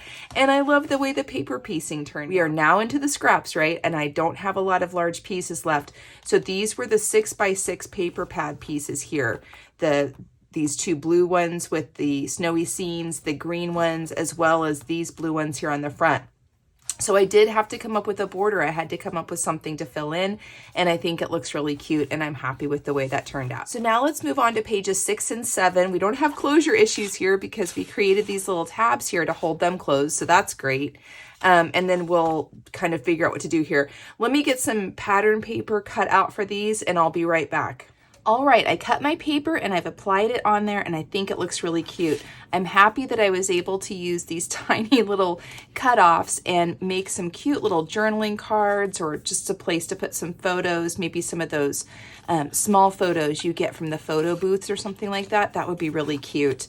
I also created a couple text spots here using the ephemera, and you know, just thought it might be a place to just tuck something else if you want to. Maybe if you don't want to put all of these in here, you could stick one in there. Pretty cute. I don't know. But then these are serving to hold our flaps down. And these turned out really cute. I did have to piece my paper here. I'm hoping it doesn't look too noticeable, but it is on the inside, so I think that's fine. I'm down to the scraps, y'all. And I've got a scrap heap of a mess around here too, but it's okay. It's coming together really well, and I'm very happy with the way that it looks. Now let's move on to pages 8 and 9. And for pages 8 and 9, I'm running out of paper to put in our album because I'm challenging myself to just use those pieces that I found. And I think I'm going to put this as a simple pocket here. We went ahead and cut a notch out of it. And I'm going to put a simple pocket here on the side so that I've got a place to tuck some photos and whatever I want to over there. Over here, I'm debating, do I want this down here as a tuck spot / pocket, or do I want to do something smaller, maybe like this, that can also take those as a tuck spot? I'm not sure yet, and I think what's going to determine that for me is the papers that I find that I'm going to be able to use. I'm down to 3 full pages that I need to decorate, and keep in mind I still want to put papers on my inserts, so I'm going through these. It's going to be scrappy, but let me see if I can pull some papers on that, and I'll be right back. All right, I think I've got a plan here for these 2 pages. Now, excuse my mess. Again, I'm in the scrappy stage here. So for the pocket, I just went with some simple green paper to place on here, and I'm going to place the red paper on the background, and then to make up for the distance there, I thought we'll do the presents on the bottom. You know, presents are sitting on the floor or something like that. So I wanted to quickly show you before I go ahead and start cutting these how I'm piecing these together. And I'm at the stage right now where pretty much everything is being paper pieced.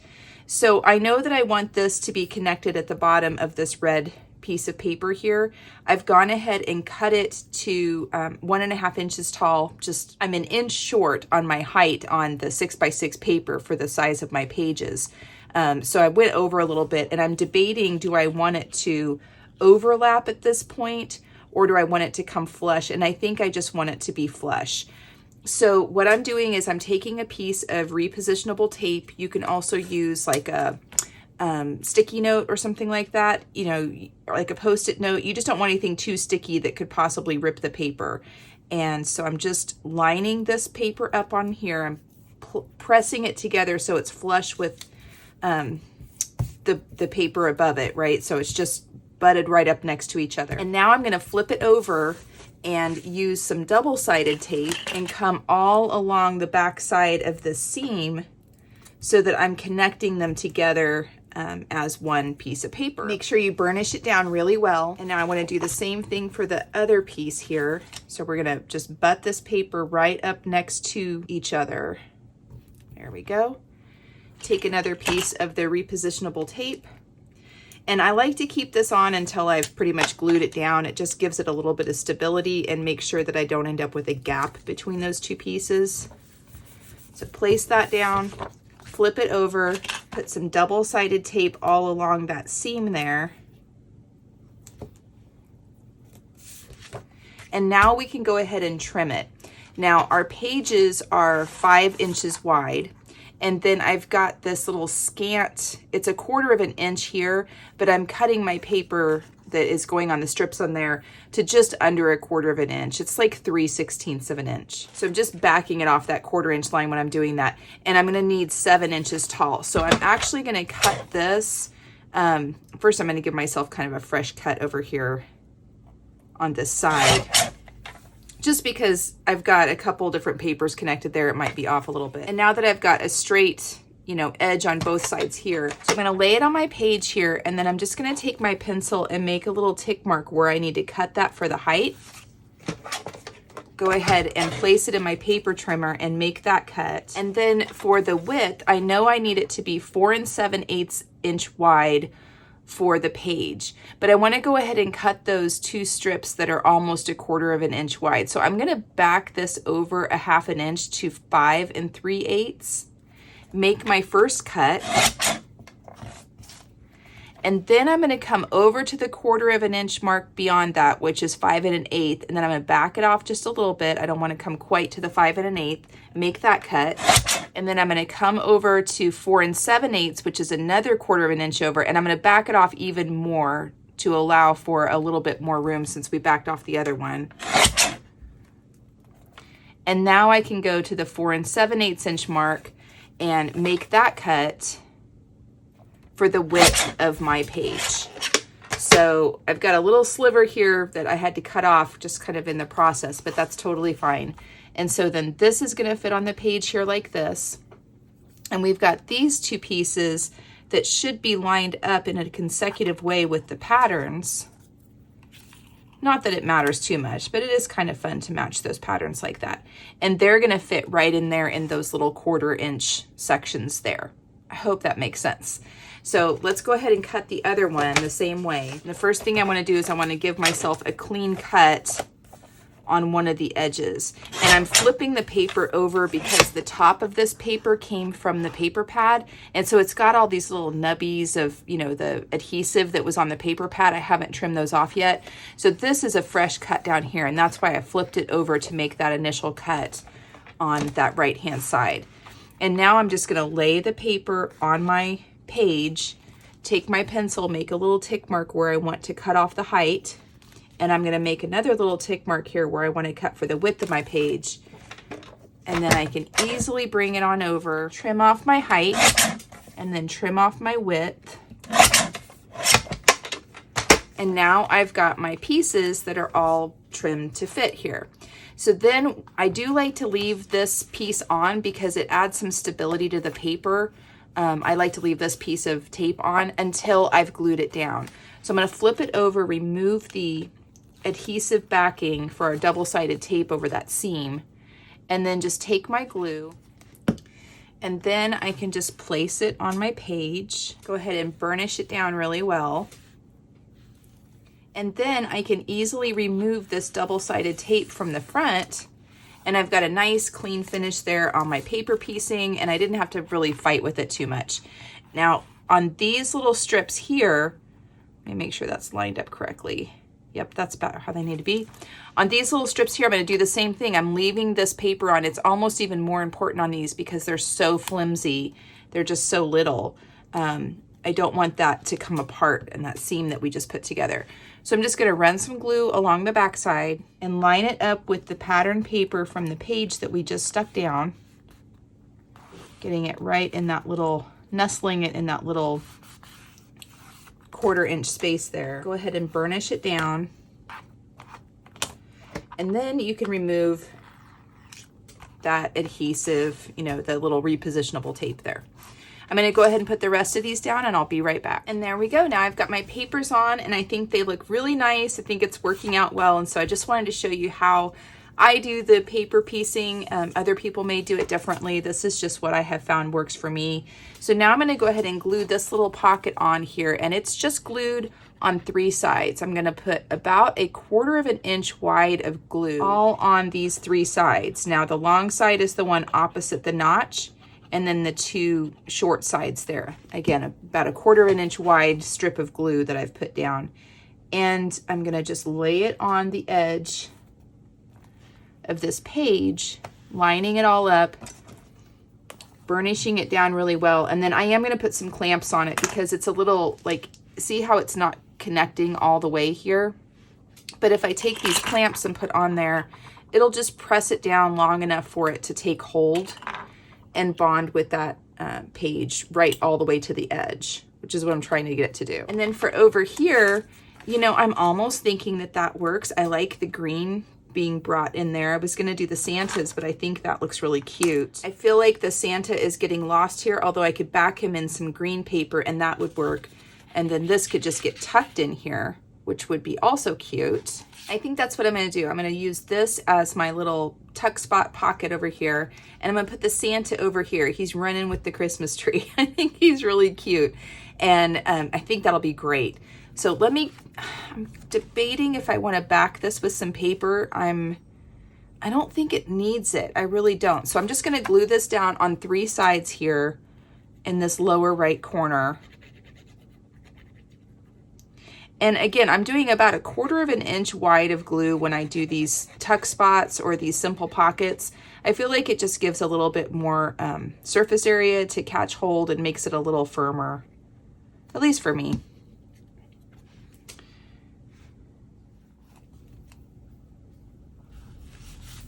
And then I can go ahead and take off these clamps. I might toss a couple on here just for a second. And then for this little guy here, I think I'm gonna trim him down. I think I'm just gonna fussy cut him out.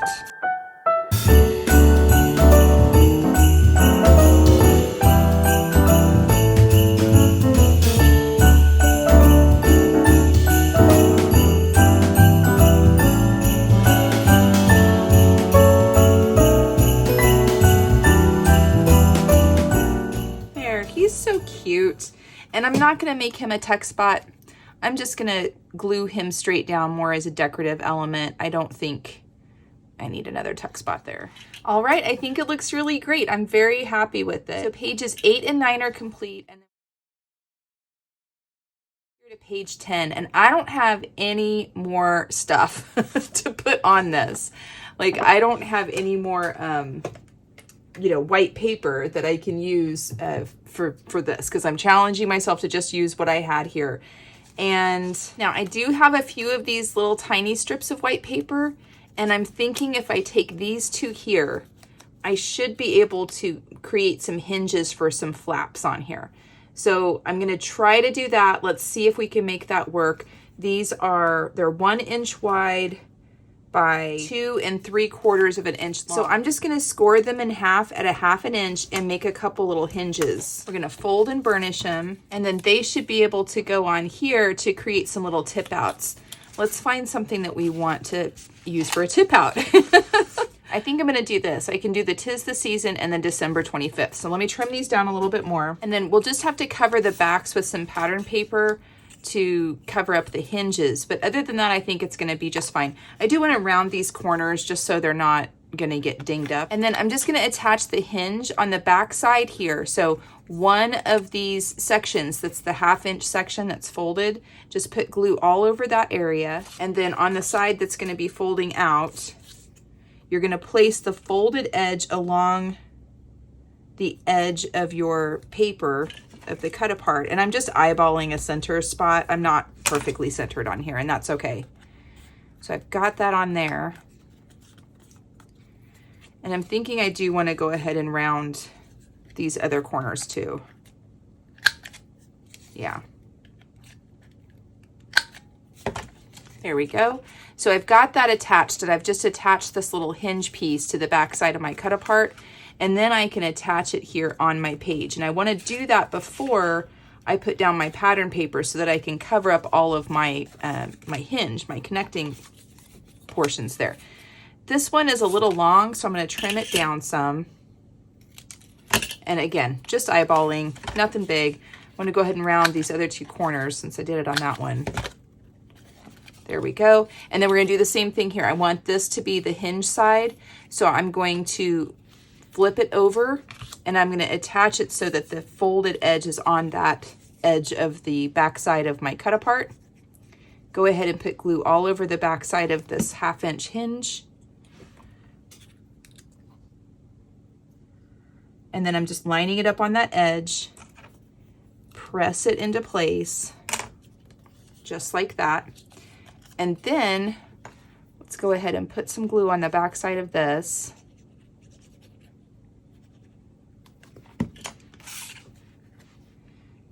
And I'm just bringing it all the way to the edge of the page, and I'm up about 1/8 of an inch from the bottom of the page, just to give it a little bit of room. So go ahead and press that down. I'm gonna open it up and really press that down from the inside. Clean up any glue that may seep out.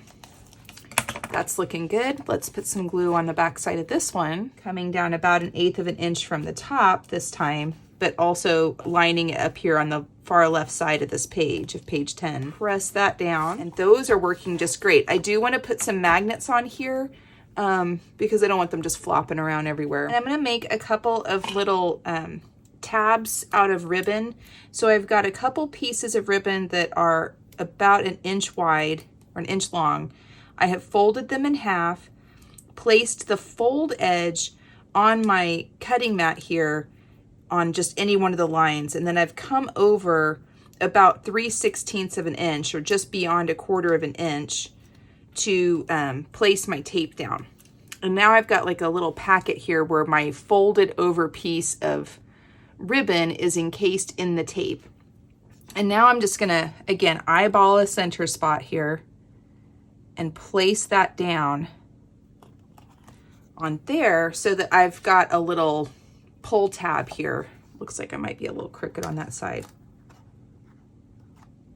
And I've just found that if I encase it in the tape, it makes it easier than trying to keep this thing folded, and you know, it just keeps wanting to pop open. So take the folded edge along one of the lines on my cutting mat,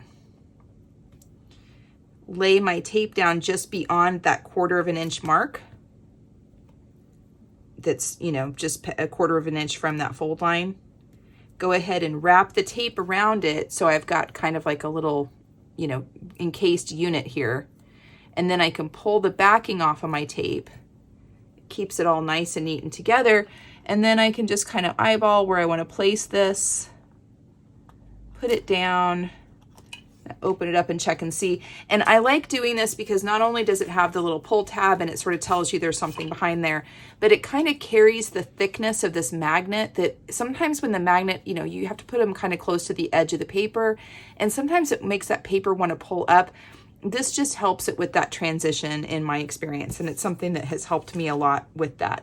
So now let's get some paper to cover these. Let's carry the plaid. It's a smaller size print because it's the 6x6, but let's kind of carry that same print over here just for some continuity. And now that I've got my pieces cut to cover this, let's go ahead and glue them down. And keep in mind, some of the pattern paper is probably going to show around the edges here, and that's okay. It's totally fine. It's not going to matter.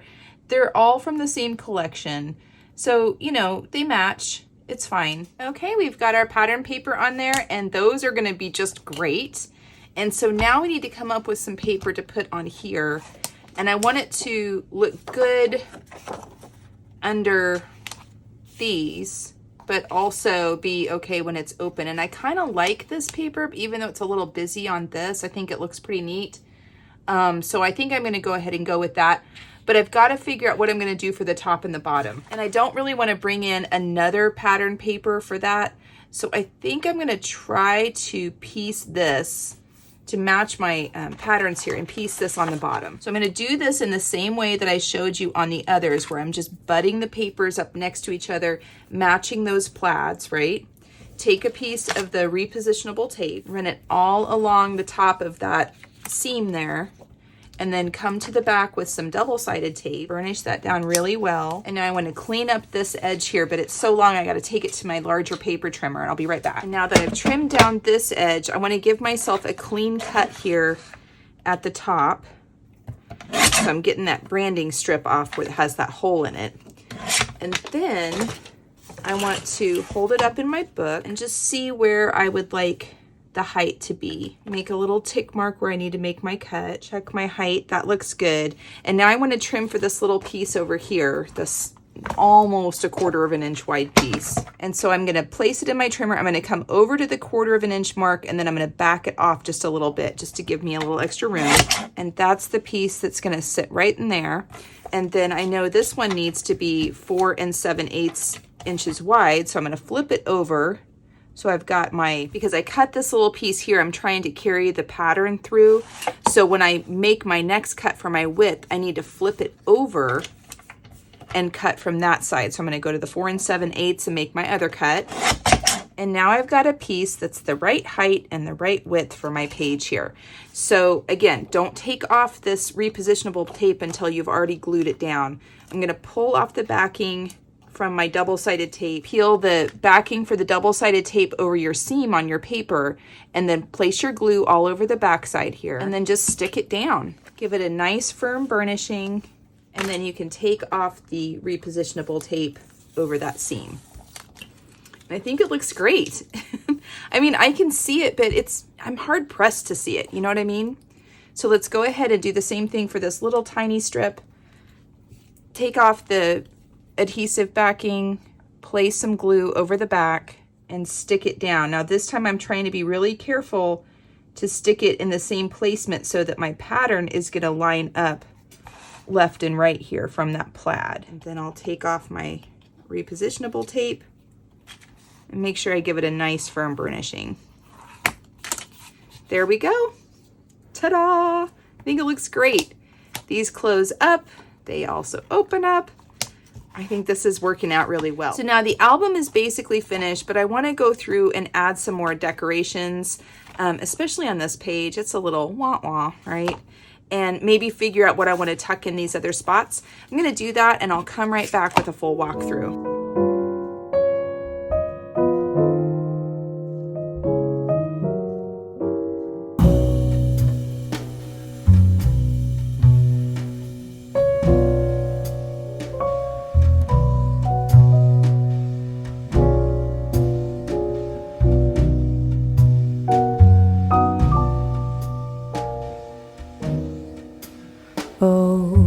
Christmas tree, oh Christmas tree, thy leaves are so unchanging. Oh Christmas tree, oh Christmas tree, thy leaves are so unchanging. Not only green when summer's here, but also when it's cold and drear. Oh Christmas tree, oh Christmas tree, thy leaves are so unchanging. Oh Christmas tree, oh Christmas tree, such pleasure do you bring me. Oh Christmas tree, oh Christmas tree, such pleasure do you bring me. For every year this Christmas tree brings to us such joy and glee. Oh Christmas tree, oh Christmas tree, such pleasure do you bring me.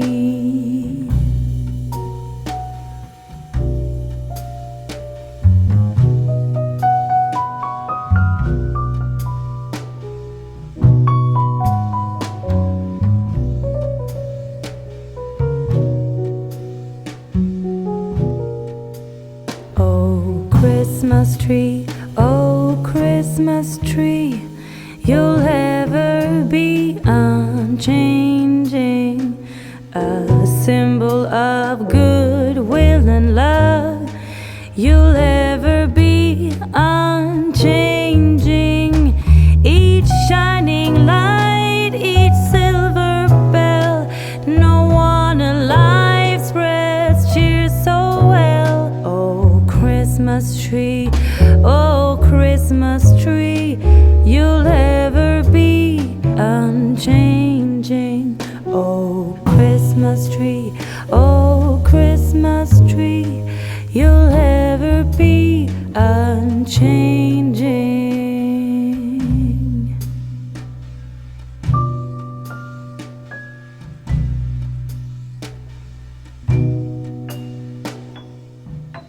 All right, we finished it. And before I do the walkthrough, I want to show you all the scraps that I have left. These are all of the scraps from the 12 by 12 collection that I've got left. So they're all pretty small. A lot of these, I'm not even sure if I can use them, but I am gonna make some scrappy cards coming up in a video in a couple of days. So I'm gonna use these for that. I don't know how far I'm gonna get with them, but that's what I've got of this. I used almost the entire 6x6 paper pad. I've only got I've got 3 full sheets left from the 6x6 pad, and then all of these scraps, most of which are pretty small. But again, I'm gonna be making some cards with them, so we're gonna see how far we can get with those. And then I have a lot of the chipboard left. The pieces I pulled out I was gonna use in this album today, I ended up not using, so they're sitting over here. I've got all of these left, and I've only used 3 of the brads, it looks like, from this collection. So I still have all of these left as well. And then the ephemera pieces, I've used almost all of them. I've got, let's see, I pulled that centerpiece out. So I've just got these few little pieces left of the ephemera. I think I've done pretty well on those, and we'll try to use them up on the cards if at all possible. And if you remember, we started with only 8 sheets of artisan white cardstock, and I was challenging myself to only use those 8 sheets. And this is all I have left. This little 1 inch by 7 1/4 inch long strip. That's it. So I feel like I did pretty good on that. I was able to cover one side of all of my page inserts, again, using that paper piecing technique that I showed you with the double-sided tape on the back and the repositionable tape on the front. And I think they turned out really cute, and we'll go ahead and put those in our album here as I'm doing the walkthrough. Now, this is our front cover. Again, this is an Accordion Hinge spine album, so it can expand quite a bit further than it is already. already. I didn't put anything on the back. I was thinking about putting him on the back. I might end up doing that anyway, but I think it's fine having a plain back. I really do. It's mostly going to be sitting on a table anyway. So we've got a tie closure. I did use a lighter to sort of singe these edges, and I didn't trim them very much. So you are going to need two 12-inch pieces on your ribbon. Again, this is, you know, designed to expand, so you want to be able to have plenty of room to tie that as it gets larger. So let's go ahead and open it up. I did go through and create some little matting pieces and journaling opportunities here. On this one, it's just a little card with some of my leftover solid colored cardstock. Same thing here. It's just basically made as a matting piece for a photo. I did create a little text spot here under the Noel ephemera. And then this is just one of the journaling cards, one of the cut-aparts from the collection. And so I've got them all tucked here in this little pocket that can also hold other photos and whatever else it is that you've got. I'm loving this little funny little belly band thing that I made here. I don't really even know what to call it, but it does serve as a great little belly band. You can place some, you know, photos or whatever in there, and it's going to hold it in place. I'm going to go ahead and insert my page insert here for page 1, and that just slips right down in there. It looks super cute. And then on pages 2 and 3, I added some of this polka dot paper to the top and the bottom, this kind of, you know, stylized snow polka dot paper. And then it still looked like it was missing something. So I went ahead and used my Martha Stewart punch and punched out some more snowflakes and just sort of gave a smattering of them around. I added a couple ephemera pieces here that say Snowy Days and Let It Snow on either of these tip outs. And then for the kind of arrangement of them, which they're not in here straight, okay? So my tip outs are crooked and my little magnet placements aren't on the same place. So I'm hoping that it just looks like snow falling and it's okay. I don't know. I did go ahead and tear some of the white cardstock I had, another one of these 1-inch strips that I had, and I tore them to make it look like it was sort of a snowdrift. Fussy cut out some of these snowmen from the 12 by 12 papers. I had a small scrap of that with them on there and glued them down, and I think it looks so cute. It's definitely much improved from where it was. These two are not my favorite pages, but I think they're going to be just fine. So that's for pages 2 and 3. Let's go ahead and put our page insert in this pocket. And then on pages 4 and 5, I still didn't do a closure on them, and I think it's going to be just fine. I didn't glue these down all the way, so you can go ahead and tuck a photo underneath here. I went ahead and did the fussy cutting, added some snowflakes. I think this one turned out really cute. It's one of my favorite page layouts. Then for pages 6 and 7, we've got our little journaling cards here. I added some little decorations on the front from the ephemera pieces, and in some cases just the plain pattern paper, and those are going to be really great to just write little notes down in, put some photos in, but they also serve to hold our flaps closed. I put some tuck spots on these two pockets here using some ephemera from the ephemera collection, and then these just flip up like that. So you've got all sorts of room on these pages. For pages 8 and 9, I cut a couple more little pieces of paper to just create as matting or journaling opportunities here. I did add this sweet little lantern. I thought it was super cute. It was on a tiny little scrap from the 12 by 12 collection, and I just cut that out and stuck it on there. Over here, we've just got some other little bits of ephemera, some journaling opportunities here, made a little card out of some scrap paper and using one of the bits from the ephemera pack, and I think it looks really cute. And then over here for page 10 and then the back inside cover, I am pleasantly surprised with our little tip outs here. I think they look great. And then I loaded up this back pocket with all sorts of things. I added this little bit of ephemera that says December 25th, Christmas Day, backed it on a little tiny scrap of cardstock, tucked another little journaling card or photo mat opportunity in there. I created a little card element here, another little journaling opportunity, and then another little cut apart, and all of those are just slipping back in that back pocket. And then we close it up, and that is the album. I'm really happy with the way it turned out. I love these accordion hinge spines because they just give you so much flexibility to grow and be able to add all sorts of stuff inside of them. So I used up all of my scraps, or pretty much all my scraps, and I feel really confident that the remaining bits are going to make some cute cards, and I'm going to be able to use them all up in their entirety, which is really fun to be able to do. This little guy just closes up with a tie closure. I think, I don't know, you guys might be getting sick of it, but it's my favorite way to do it because I just love ribbon and it's so pretty. And yeah, that's what I've got for you guys today. I hope you like it. I hope you learned something. I will have a full cutting guide on my website. It's going to be a PDF. It's a free download. You can go ahead and download that, and that will be so that if you want to make one of these from start to finish without using scraps, all of those measurements will be in there. I'm not going to include all of the measurements for the paper piecing in there. That's just something you're going to have to do with whatever scraps you have on hand. But I hope that this has given you some inspiration to maybe use up some of your scrap collections, or to make this album with a completely different collection. It would have a completely different look for it if you did that. And you could do it as a baby album, you could do it as a birthday album, you could do it for any season or any reason, honestly, and I think it's going to be great. There will be a link in the description notes below for Country Craft Creations website, where I purchased all of these fun items that I used in today's project, and there are so many amazing things over there. You guys will not be disappointed.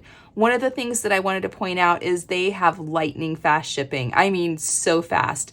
And I think you're going to be really happy with that if you haven't already purchased from them in the past. Now, Tamara does also have a brick and mortar store, and it is gorgeous. It is located in Hooper, Utah. So if you are in the area, be sure and stop by and say hi and look at all the pretty things and pick up some fun items. I cannot wait to shop there myself in person someday, hopefully soon. All right, y'all, that's what I've got for you today. I hope you're having a wonderful day. I hope you're being kind to yourselves, and I hope you're finding some joy in your journey. Thanks so much, everyone. Talk to you later. Bye-bye.